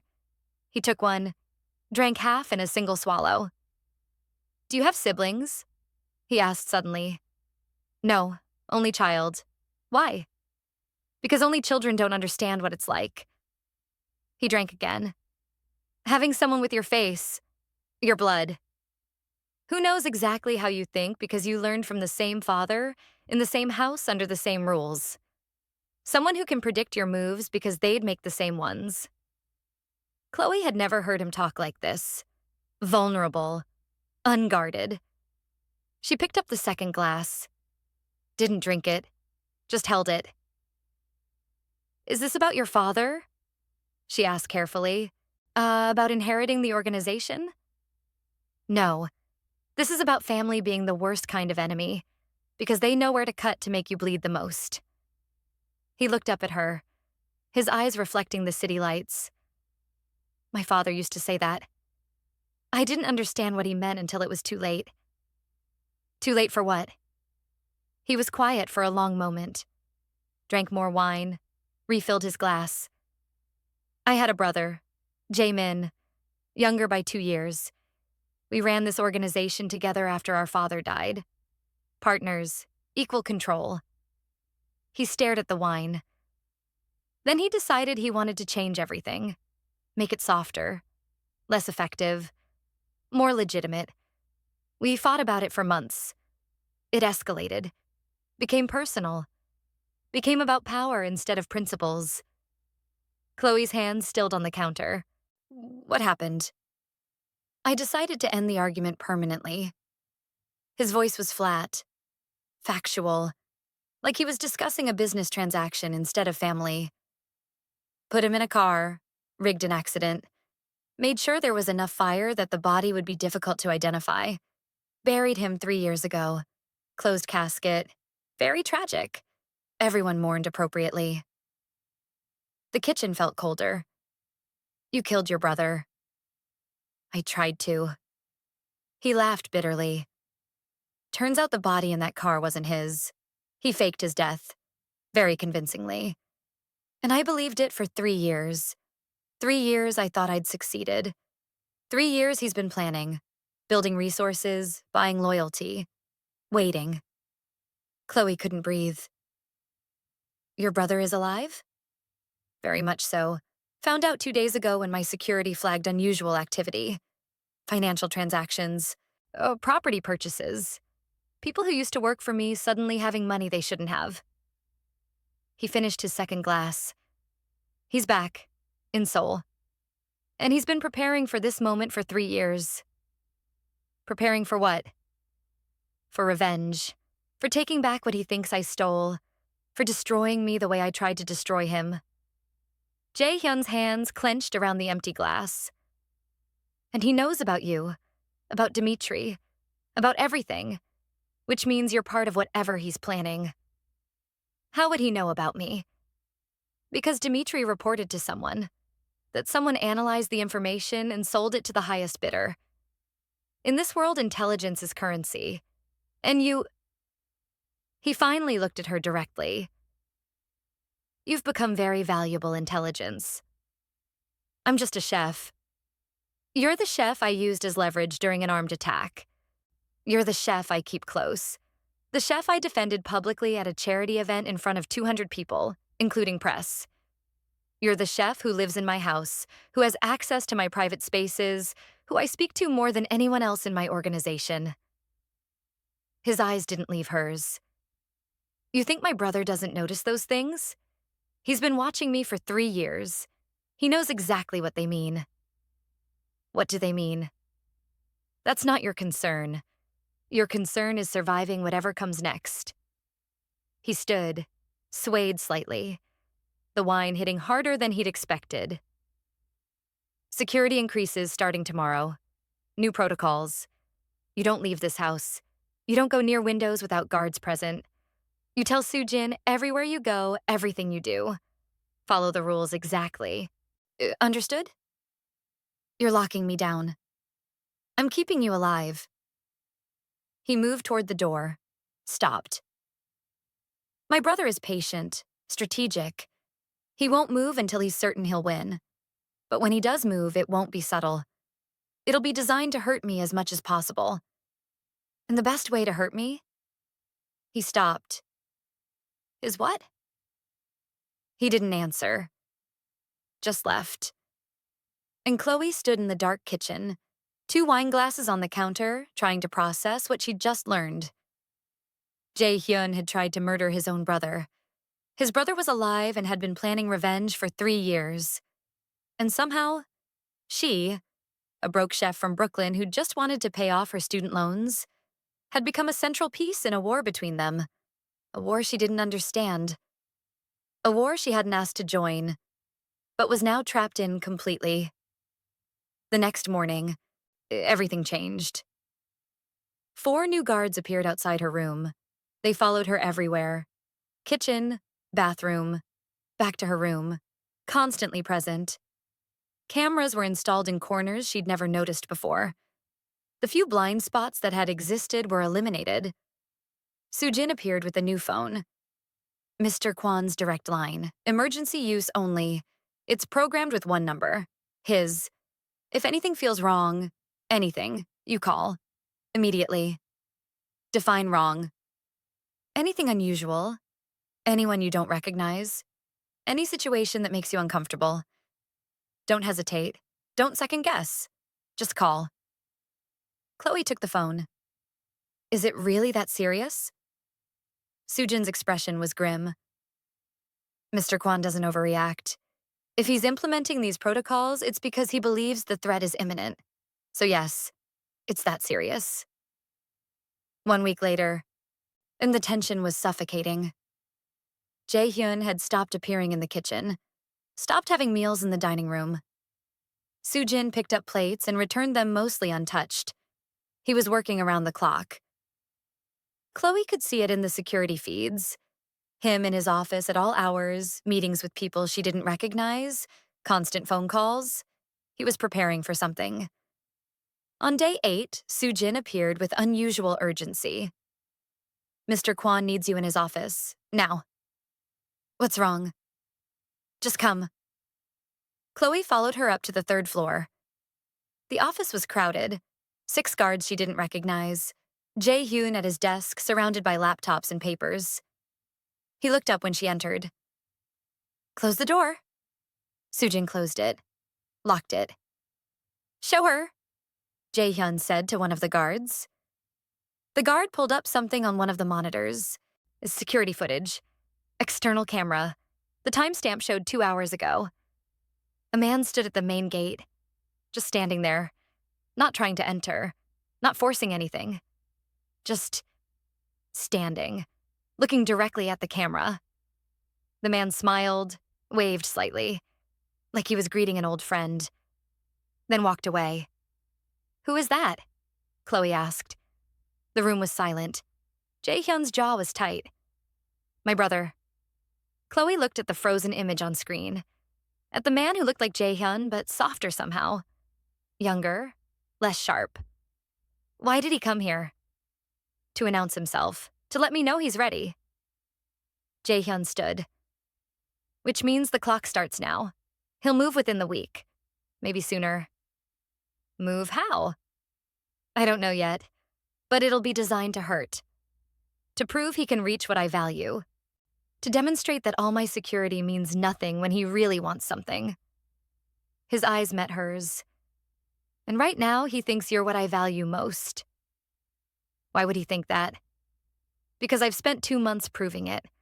Publicly defending you, privately protecting you, changing my routines to accommodate your security, turning down business opportunities to stay close to this house." He moved around the desk. To anyone watching, especially to someone who knows me as well as my brother does, those actions say one thing: you matter. Do I? The question hung in the air. Jae-hyun didn't answer immediately. His expression was unreadable. "That's not relevant," he said finally. "What's relevant is that he believes you do, and that belief makes you the target." He turned to the guards.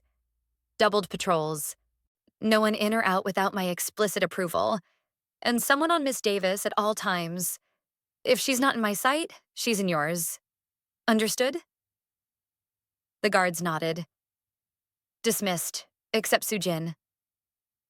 The guards filed out. When they were gone, Jae-hyun turned to Soo-jin. "If anything happens to me, your first priority is getting her to the safe house in Busan. Codes are in the emergency protocol file. You get her there, and you keep her there until you receive direct contact from me or Lee Sang-ho confirming the situation is resolved."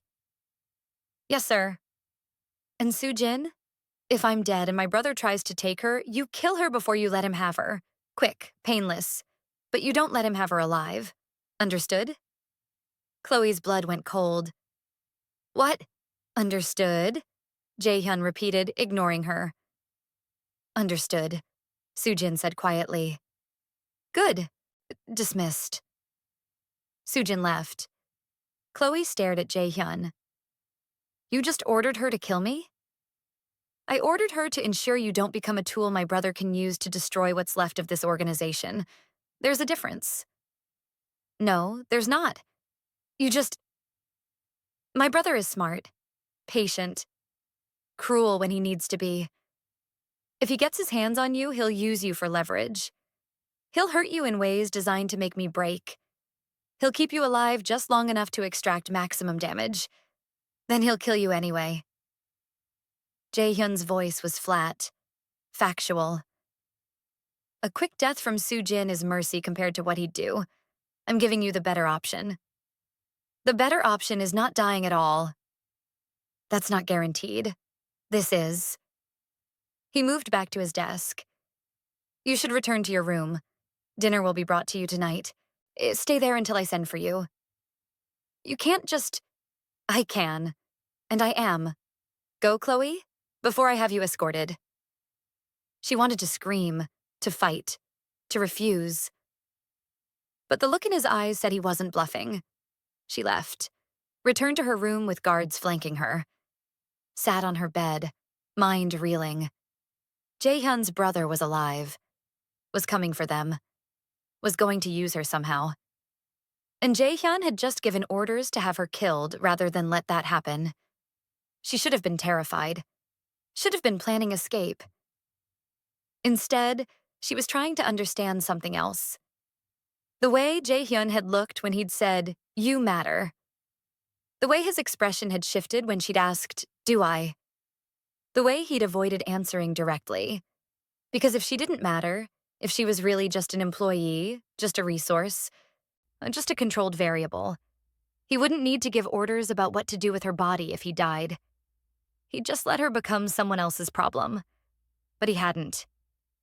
He'd made contingencies, created protocols, given specific instructions about her safety, even in his absence. That wasn't how you treated an employee. That was how you treated something you couldn't afford to lose. Even if you'd never admit it out loud. 3 days after the gate incident, the house felt like a tomb. Guards everywhere. Silence. Everyone moving with tense precision like they were waiting for an explosion. Chloe cooked 3 meals a day for a man she rarely saw. Jae-hyun had essentially disappeared into his office. Soo-jin reported that he was sleeping maybe 2 hours a night, coordinating with people across the city, preparing for something. On the morning of day 4, everything changed. Chloe was prepping breakfast when the kitchen door opened. Not Soo-jin. Jae-hyun. He looked terrible. Dark circles under his eyes, clothes wrinkled, but his expression was focused, sharp. "Change of plans," he said. "You're coming with me today." "Where?" "Business meeting. Central Seoul. High-rise, very public. Very visible."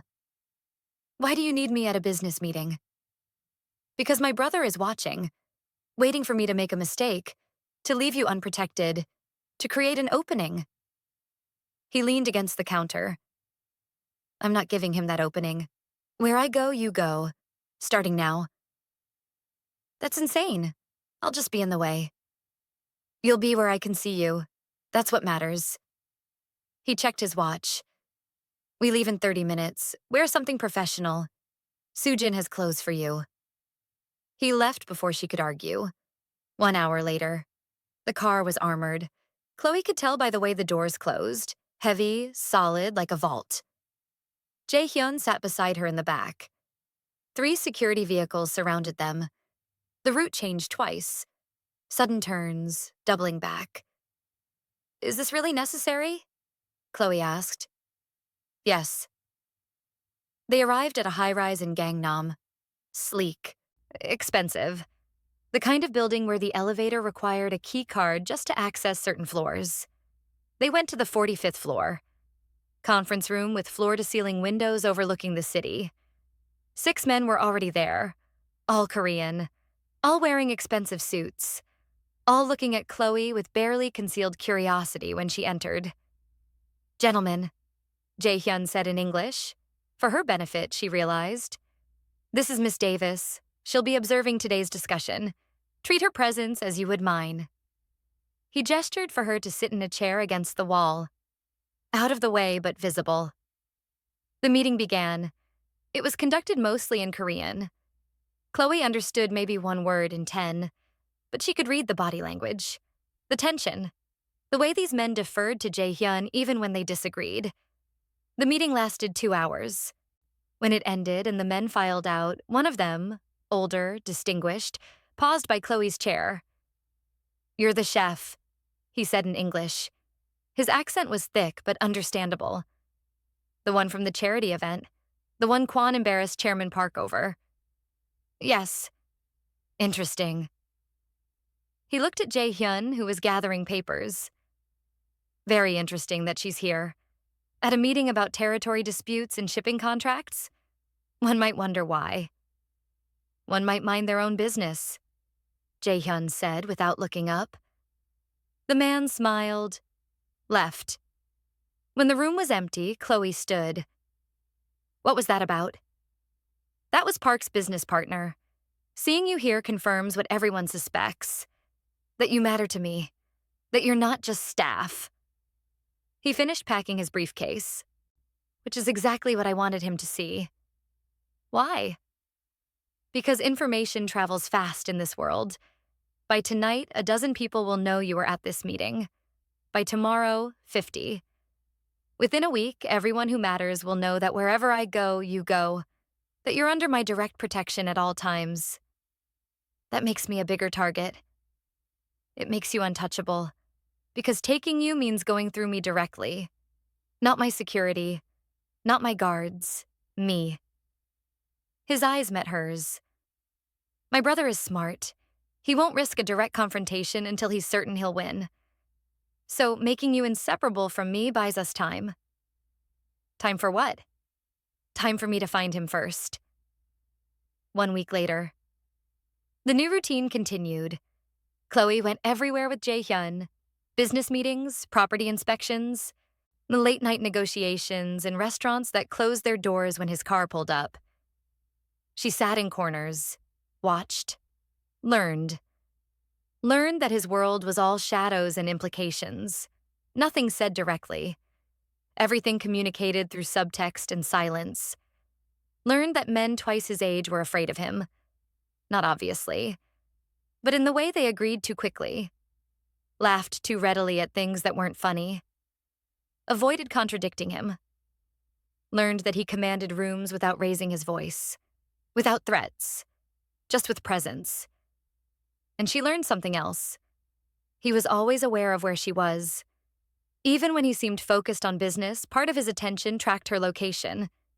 If she shifted in her seat, his eyes would flick toward her for a fraction of a second. If someone moved too close to her, his body language would shift, subtle but definite. It should have felt suffocating. Instead, it felt almost protective. On day 8 of the new routine, they returned home late, past midnight. Chloe was exhausted. "Get some rest," Jae-hyun said as they entered the house. "Tomorrow we have—" His phone rang.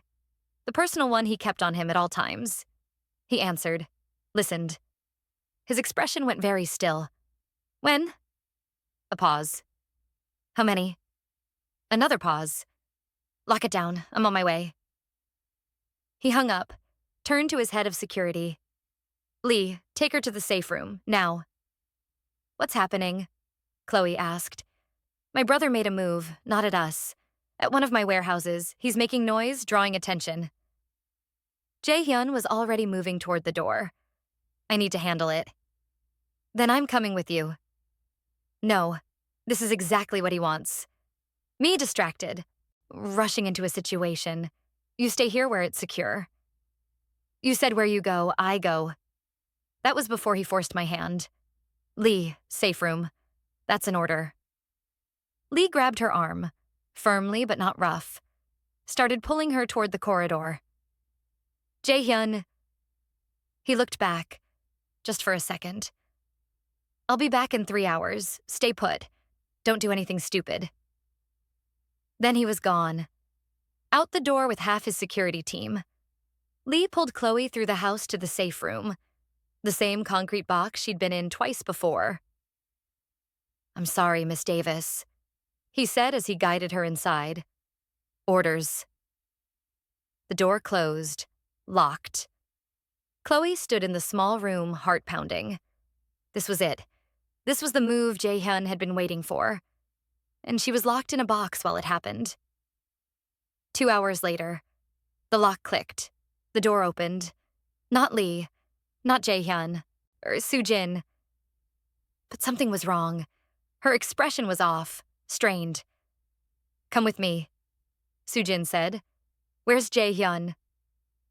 "He sent me to get you. There's been a complication. We need to move you to the secondary location." "What kind of complication?" "I'll explain on the way.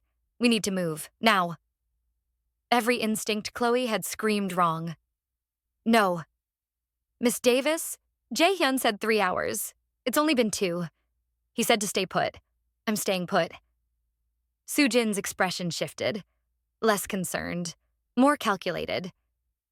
"He also said if something happened to him, my orders were to get you to safety. Something happened. So I'm following orders. Now move." "What happened to him?" "He walked into a trap. He's pinned down. Outnumbered. He sent word to evacuate you before they can get here." "How did he send word if he's pinned down?" Soo-jin's hand moved to her pocket. When it came back out, there was a gun, pointed at Chloe. "I really hoped you'd just come quietly," Soo-jin said. "Would have been easier for both of us." Chloe's blood went cold. "You're working for him, for Jae-min. For 3 years, since before you arrived, since before Jae-hyun even knew his brother was alive." Soo-jin's expression was almost apologetic. "I'm sorry. You seem nice. But you're the key to everything, and I'm getting paid very well to deliver you. Jae-hyun will kill you. Jae-hyun is busy fighting for his life in a warehouse across the city. By the time he realizes what's happened, you'll be long gone. Now move. I don't want to hurt you, but I will if I have to. Chloe's mind raced. On the phone, the emergency phone Jae-hyun had given her. It was in her pocket. Okay, she said. I'll come. Just don't shoot me. Smart girl, let's go. Soo-jin gestured with the gun. Chloe moved toward the door. As she passed the threshold, she stumbled slightly. Her hand went to her pocket. Felt the phone. Found the button. Pressed it. Prayed Jae-hyun had it set to auto-answer. Soo-jin grabbed her arm. Stop stalling. Walk. They moved through corridors, not toward the main entrance, toward the service exit, a route that avoided most of the camera coverage. A van was waiting outside, back doors open. A man stood beside it. Korean, late 20s. He smiled when he saw them. This is her? This is her, Soo-jin confirmed. Let's move. We have maybe 15 minutes before someone realizes I'm not where I'm supposed to be. The man grabbed Chloe, started pulling her toward the van. She fought, twisted, screamed. A hand clamped over her mouth. She bit down hard, tasted blood. The man swore, hit her, not hard enough to knock her out, but hard enough to make her vision blur. They shoved her into the van, slammed the doors. The engine started. They drove. Chloe's head was spinning, blood in her mouth, fear making it hard to breathe. But the phone was still in her pocket, still connected, still transmitting. She had to trust that Jae-hyun was listening, that he'd heard enough to know what was happening, that he'd come. Because if he didn't, she didn't want to think about what Jaemin would do when he got his hands on her. 40 minutes later. The van stopped. The doors opened. They pulled Chloe out into what looked like an abandoned building. Industrial, warehouse district. They dragged her through corridors, upstairs, into a room with one window and one door. And sitting in the center of the room, in a chair like he'd been waiting, was a man who looked like Jae-hyun. But not. Softer features, warmer eyes, younger despite being the same age. Jaemin. Chloe Davis, he said, standing. Finally, I've been waiting to meet you properly. The men holding her shoved her forward. She stumbled, caught herself on a support beam. I'd offer you a seat, Jaemin continued, but we won't be here long, just long enough for my brother to realize where you are, to come rushing in to save you, and to walk into the real trap. He won't come, Chloe said. Her mouth was bleeding. It came out thick. He knows it's a trap. He'll come anyway, because that's who he is. He can't help himself. Jaemin moved closer. Did he tell you what he did to me? How he tried to kill his own brother over a business disagreement? He told me. Did he tell you why? Did he explain that I wanted to make this organization legitimate? To stop the violence? To build something that wouldn't destroy everyone it touched? Jaemin's voice was soft, persuasive. I was trying to save him from himself, and he put me in a car and tried to murder me for it. If you're trying to make me feel sorry for you, it's not working. I don't want your sympathy. I want you to understand that my brother is a monster. That everything he's done, keeping you here, controlling you, using you, it's all about power, about possession. He doesn't care about you as a person, or you're just another thing he owns. And what are you doing right now? Kidnapping me to use against him? That's so much better. Jaemin smiled. Fair point, but at least I'm honest about it. I'm not pretending this is for your protection. I'm not dressing up possession as care. Your leverage, pure and simple. And when my brother comes for you, and he will, he'll die for it. And you'll be free. Free to be your prisoner instead of his. Free to leave. I'll put you on a plane back to America with enough money to start over. All I want is my brother dead and my organization back. You're the tool that makes that happen. But once it's done, you're irrelevant to me. Chloe laughed. It came out bitter. You really think I believe you'll just let me go? After I've seen your face? Heard your plans? I don't care if you believe me. It's the truth. Unlike my brother, I don't collect things. I don't need to own people to feel powerful. He checked his watch. He should be realizing you're gone by now. Should be tracking your phone. Should be on his way. Another 40 minutes, maybe. You're wrong about him, Chloe said. About why he kept me close. Am I? Then enlighten me. Why does a man like Jae-hyun, a man who trusts no one, who treats everyone as expendable, why does he suddenly care about one American chef? I don't know, but he does. That's not an answer. It's the only one I have. Jaemin studied her for a long moment. You really don't know, do you? You don't understand what you are to him, what you represent. Then tell me. You're proof he can want something he can't control, that there's something in him that's still human, still capable of attachment. Jaemin's expression softened.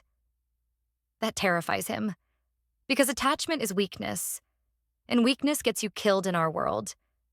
So he keeps you close, keeps you controlled, keeps you under his power, because if you're his possession, he doesn't have to admit you're his weakness. The words landed like stones. But here's what he doesn't understand. Jaemin continued. Weakness isn't caring about someone. Weakness is being unable to let them go. I'm going to force him to choose. Come save you and walk into my trap.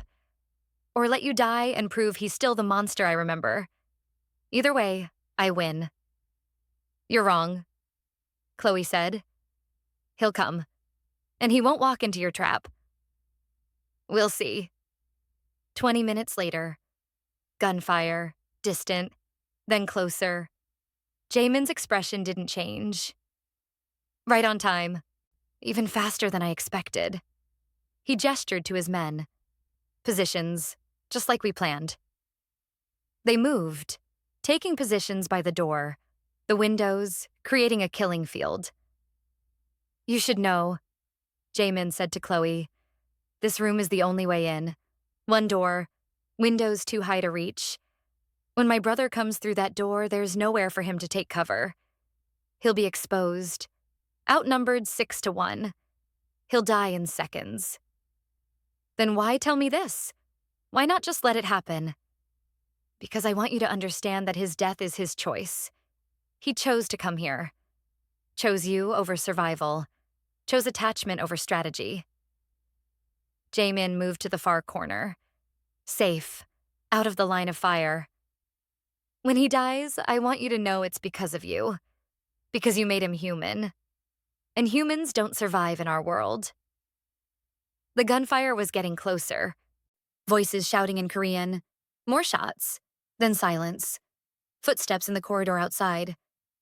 Jaemin's men raised their weapons, all aimed at the door. Get ready, Jaemin said quietly. The door burst open. Not Jae-hyun. Lee. Jae-hyun's head of security. He came in fast, gun raised. Jaemin's men fired. Lee went down. Hard. But in that moment of distraction, the window exploded inward. Jae-hyun came through from the outside. He'd climbed the fucking building. He rolled. Came up firing. 2 of Jaemin's men went down before they could adjust. Jae-hyun moved like violence was choreography. Every shot precise. Every movement calculated. 3 more men down. The last one ran. Jae-hyun shot him in the back without hesitation. 6 seconds. 6 men. All dead or dying. Jaemin had a gun out now. Aimed at Jae-hyun. But Jae-hyun's gun was aimed at him. Standoff. Brother, Jaemin said. Took you long enough. Let her go. Why? She's the only reason you're not dead right now. The moment I lower this gun, you kill me. The moment you shoot me, she dies anyway. My men are in the building. They'll execute her the moment they hear a shot. You know the protocols. Jaemin's expression flickered. You're bluffing. Am I? Jaehyun's gun didn't waver. You've been gone 3 years, but you still know me. You know I don't bluff. You know that if I'm going to die, I make sure what I care about dies too, so it can't be used against me. You'd really rather have her dead than let me have her? Every time. The brothers stared at each other, guns raised, neither willing to lower first. This is insane, Chloe said. Both of them looked at her. You're both insane, she continued. Fighting over me like I'm property, like I don't get a say in any of this. You don't, Jaehyun said flatly. Actually, I do. She looked at Jaemin. You said if I helped you, you'd let me go. Give me a plane ticket and money, and I'd be free. I did say that. Then I'll help you. Right now. I'll testify about everything I've seen, everything Jaehyun's done. I'll be your witness, your proof, whatever you need. Just let me leave after. Jaehyun's expression didn't change, but something in his eyes went dark. Chloe, don't. Why not? You've made it clear I'm just a possession. Just something you control. Just leverage. Why shouldn't I take the deal that gets me out of this? Because he's lying. The moment you're no use to him, you're dead. You mean like the moment I'm no use to you? She met his eyes. At least he's offering me a choice. You never did. You're making a mistake. Maybe, but it's my mistake to make. She moved toward Jaemin, slowly, hands visible. Jaehyun's gun tracked her movement but didn't fire. Chloe, he said quietly, don't do this. Give me a reason not to. One real reason. Not that I'm useful. Not that I'm valuable leverage. Tell me one real reason I should stay. The silence stretched. Jaehyun's face was stone, but his finger on the trigger was trembling. I can't, he said finally. Then I'm leaving. She reached Jaemin's side. Jaemin smiled. Smart choice. He started backing toward the door, keeping his gun on Jaehyun. Stay there, brother. Don't follow. Or I kill her and you get nothing. They backed toward the corridor. Almost there. Then Chloe grabbed Jaemin's gun hand, twisted hard. Used every ounce of strength to wrench it away from Jaehyun. Jaemin's shot went wide. Jaehyun fired. Jaemin went down, shot in the shoulder. Not fatal. Disabling. Chloe kicked his gun away. Jaehyun crossed the room in 3 strides, grabbed her, checked her for injuries. Are you hurt? No. Sujin? Working for him. She's the one who got me out. I know. I heard everything through the phone. He released her, turned to his brother on the floor. You trained her well, Jaemin. 3 years of planning, and you made one mistake. You assumed she'd choose freedom over loyalty. She doesn't owe you loyalty. Jaemin gasped, blood spreading across his shirt. You've done nothing but control her. I kept her alive. I kept her safe. I kept her functional when your people tried to take her. Jaehyun crouched, put his gun against Jaemin's head. You want to know why she chose me? Because I'm honest. I never lied about what I am. Never pretended to be her savior. Just told her the truth and let her decide. And she decided you were the greater evil. She decided you were the devil she knew. Jaemin corrected. That's not loyalty. That's survival. In our world, they're the same thing. Jaehyun stood, gestured to guards who'd appeared in the doorway. Take him. Medical wing. Patch him up. Then maximum security. He doesn't see anyone, doesn't speak to anyone. Is that clear? Yes, sir. They dragged Jaemin away. Jaehyun turned back to Chloe. Lee is dead. 3 more of my men. Sujin killed 2 guards to get you out. This is the cost of tonight. Are you satisfied? No. Good. Neither am I. He moved toward the door. Let's go home. Wait. Chloe didn't move. You didn't answer my question. What question? I asked you to give me one real reason to stay. You said you couldn't. Was that true? Jaehyun stopped. Didn't turn around. Does it matter? You're still here. It matters to me. The silence stretched. I couldn't answer? He said finally. Because any answer I gave would have been a lie. The truth is more complicated than one reason. More complicated than I know how to explain. Try.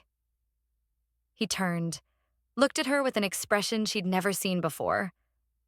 Vulnerable, almost helpless. You're not leverage. You're not possession.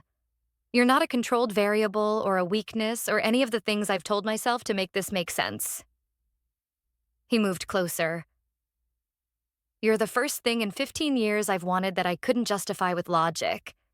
And the first person I've protected not because they were useful, but because the alternative was unacceptable. You're the thing that keeps me human when every other part of my life makes me a monster. That's not love. I know, but it's what I have.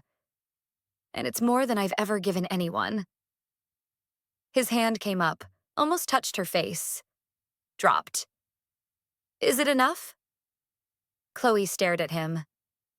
At this man who'd kidnapped her, controlled her, used her. This man who'd also defended her, protected her, given her mother cancer treatment without hesitation. This man who'd just come through a window and killed 6 men to get her back. I don't know, she said honestly, but it's a start. Something cracked in his expression. Relief? Gratitude? Something too raw to name. Then we start there, he said, and figure out the rest as we go. 2 weeks later, the fallout was brutal. Soo-jin was dead. Had taken poison the moment she realized Chloe had betrayed Jae-min instead of escaping. Died before they could interrogate her properly. Jae-min was in a maximum security cell in the basement, medical wing keeping him alive. Jae-hyun visited him once, came back looking hollowed out. What did you say to him? Chloe asked. That I won. That he'd spend the rest of his life in that cell. That the organization he tried to take back would never be his. Jae-hyun poured whiskey, drank. He said I'd already lost, that keeping you turned me into exactly what he wanted me to be. Someone who cares. Someone vulnerable. Someone who's no longer the monster our father created. Is he right? Probably. But I'd rather be vulnerable with you than invincible alone. He looked at her. That's new for me, in case you couldn't tell. Security was being rebuilt, guards replaced, protocols updated. The house felt different now. Less like a fortress, more like a home that happened to have excessive security. And Chloe's role had changed. She still cooked, but Jae-hyun had stopped pretending she was just staff. She attended meetings, sat beside him instead of in corners. He introduced her as his partner, not in business, just partner. People understood what that meant. On the 14th day after the warehouse, Jae-hyun appeared in the kitchen while she was making dinner. We have a problem, he said. Chloe's heart sank. What kind of problem? The kind where my sole operations need my presence, full-time, for at least 6 months, maybe longer. Okay? Which means you either stay here under heavy guard, while I'm gone most days and nights, or... He paused. Or you come with me, fully integrated into the operation, not just as the chef, as someone who understands the business, who can handle negotiations when I'm not available, who becomes part of the leadership structure instead of adjacent to it. You're offering me a promotion? I'm offering you a choice. Stay in the kitchen where it's safe, or step into the world I live in and learn how it really works. Why would you want me to do that? Because you're smart. Because you see things I miss. Because having someone I trust, actually trust, at my side instead of in my shadow makes me more effective. His eyes met hers. Because I'm tired of pretending you're just someone I employ when we both know you're more than that. What am I? I don't have a word for it yet. But it's more than employee, more than companion, more than, he struggled, more than I know how to define. But I want you there, if you're willing. Chloe thought about it. About 6 weeks ago when she'd been desperate and broke and alone in Brooklyn. About how she'd come here expecting a job and found something more complicated. About how she'd held a knife to a man's throat. How she'd been kidnapped. How she'd made a choice to stay when she could have run. About how this terrifying, brutal man had become someone she trusted more than anyone else in her life. I have conditions, she said. Name them. I want real training, not just cooking. Business, strategy, how your world actually works. I want to understand what I'm stepping into. Done. I want my contract renegotiated. If I'm going to be part of your leadership structure, I want to be compensated accordingly. And I want the 2 years I owe you for my mother's treatment waived. Agreed. What else? I want honesty. Complete honesty. No more withholding information for my protection. If I'm in this, I'm in all the way. Agreed. And, she hesitated. And I want to visit my mother. Once. Before she has surgery. To say goodbye. Or hello. Or whatever we need to say to each other. Jae-hyun was quiet for a moment. That creates security risks. I know. But I need it anyway. Then we'll make it work. Controlled circumstances, heavy security. But yes, you can see her. Chloe hadn't expected him to agree to that one. Really? You just helped me take down a coup. Saved my life. Chose me over freedom. His hand found hers on the counter. I think I can manage a supervised visit to New York. His touch was warm, certain. She didn't pull away. Okay then, she said. I'm in. Good, because there's one more thing we need to discuss. What? He pulled out a folder, set it on the counter. Your contract. New terms. Read it carefully. Make sure you understand what you're agreeing to. Chloe opened it. The salary made her eyes widen. 10 times what she'd been making. Plus benefits. Plus bonuses tied to operational success. But it was the last clause that made her stop. Employee may terminate this agreement at any time with 30 days' notice. Employer waives all previous debt obligations and will provide departure assistance, including new identity and relocation funds if requested. She looked up. This gives me an out. A real one. Yes. Why? Because I don't want you here because you're trapped. I want you here because you choose to be.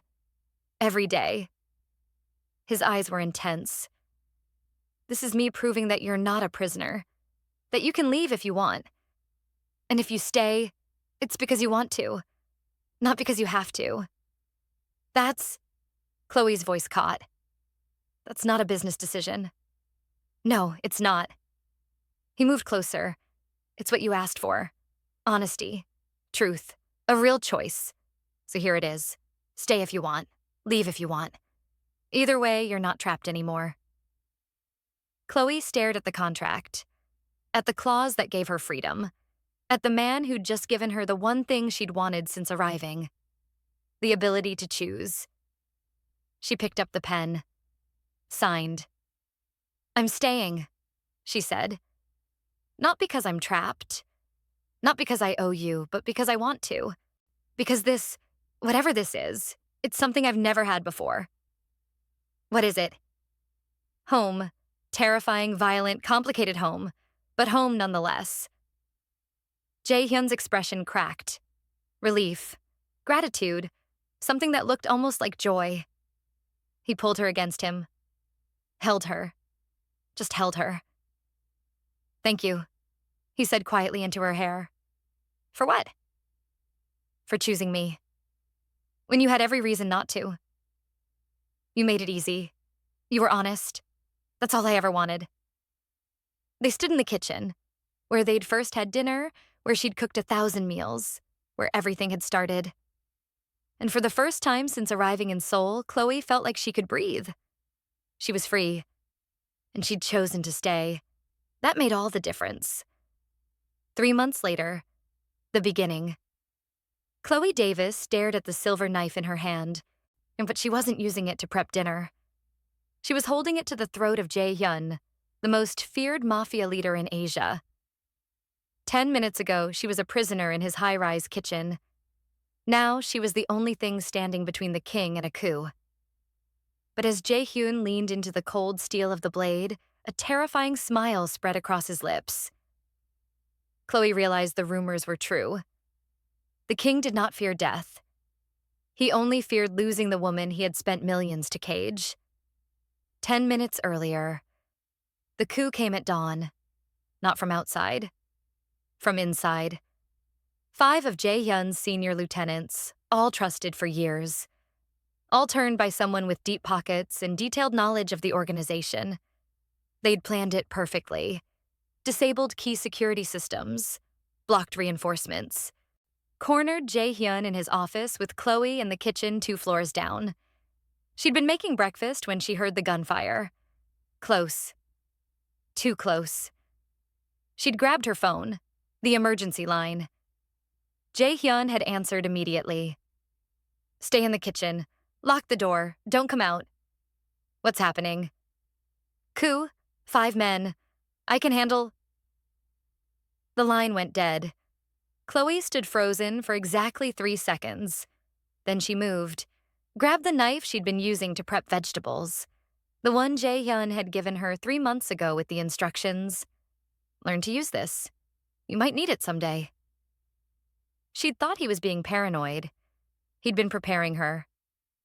She ran through corridors, past bodies, guards who'd been loyal, guards who'd been bought. Reached Jae-hyun's office.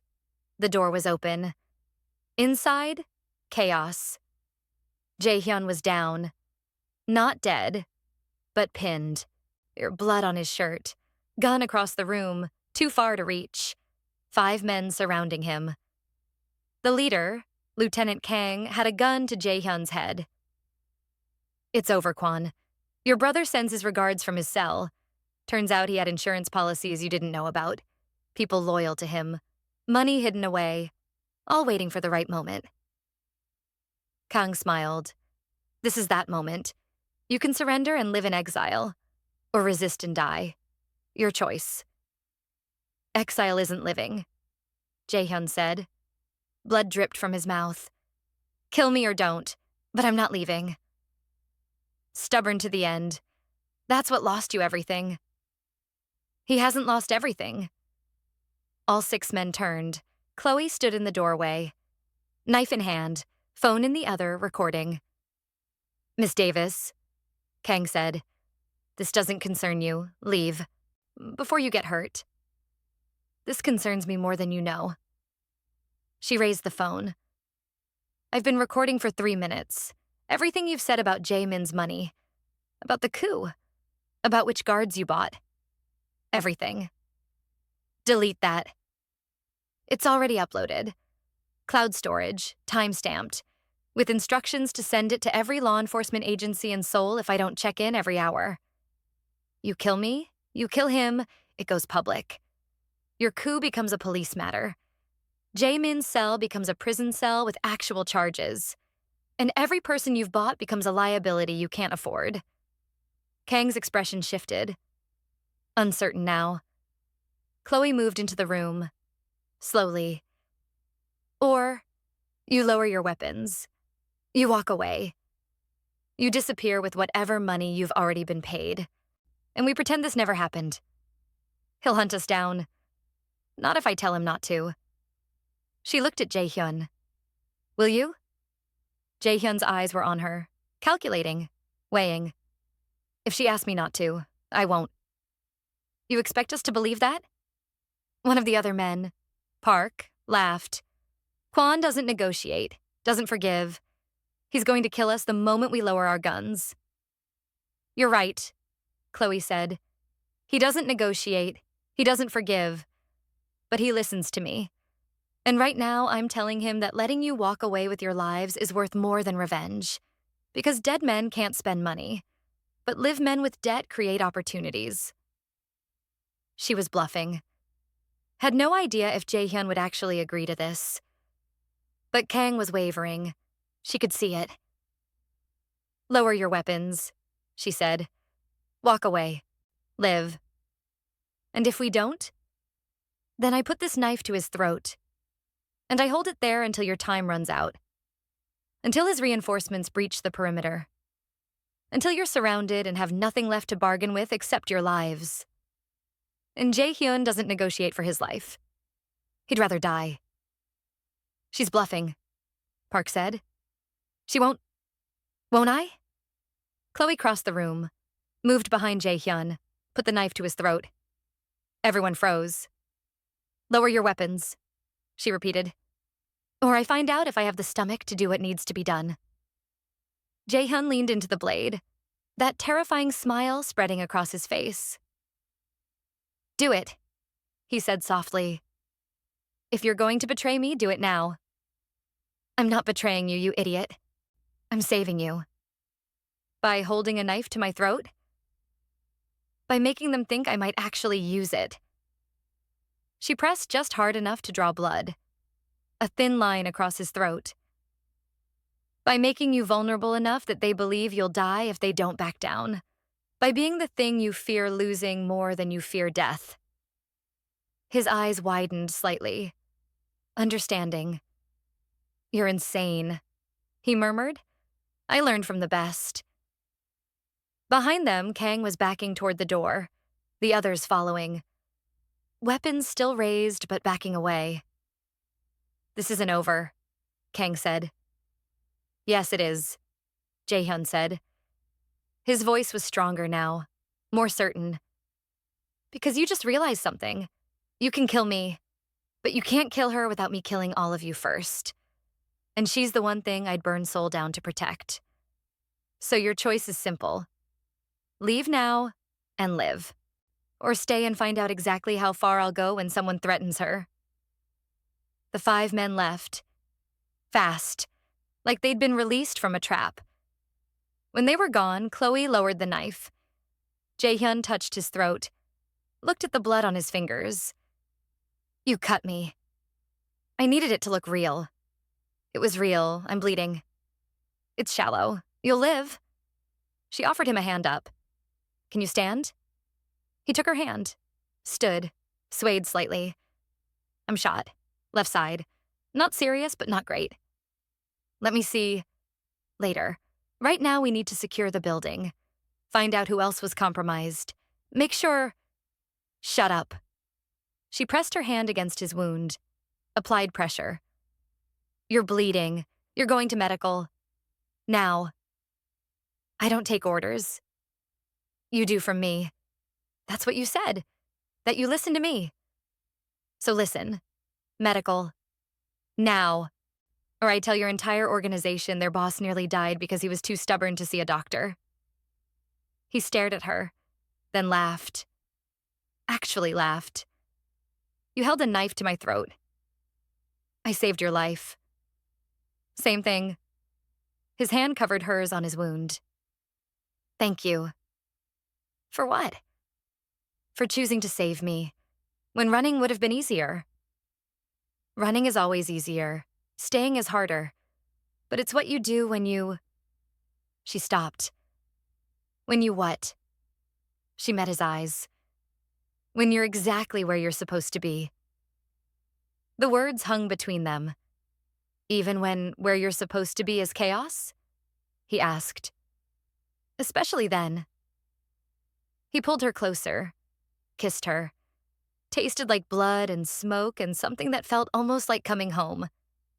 When he pulled back, he said, "You're the most dangerous thing that's ever happened to me." "I know. Someone needs to keep the King of Seoul from getting too comfortable." "Stay." "I already did. I signed your contract, remember? With the clause that lets me leave anytime I want." "Then sign a new one that says you'll stay. Not because you're trapped. Not because you're paid, but because you want to." "What kind of contract is that?" The kind that matters. The kind that's not about money or obligation. Just choice every day. Choosing to be here. Choosing me. Chloe looked at this man. This terrifying, violent, complicated man who'd kidnapped her, controlled her, and somewhere along the way, given her more freedom than she'd ever had. "I don't need a contract for that," she said. "I'm already here. That's the choice, every day." "Then we're agreed. We're agreed." They stood in his destroyed office, surrounded by evidence of betrayal and violence. And Chloe realized something. She'd stopped being a prisoner the moment she'd chosen to stay, stopped being scared the moment she'd chosen to fight, and started being exactly what this brutal, beautiful, dangerous world needed. A woman strong enough to hold a knife to a king's throat to save his life, smart enough to turn vulnerability into power, and brave enough to choose the monster who told the truth over the salvation that promised lies. That made her more dangerous than any enemy he'd ever faced, and exactly the partner he'd never known he needed.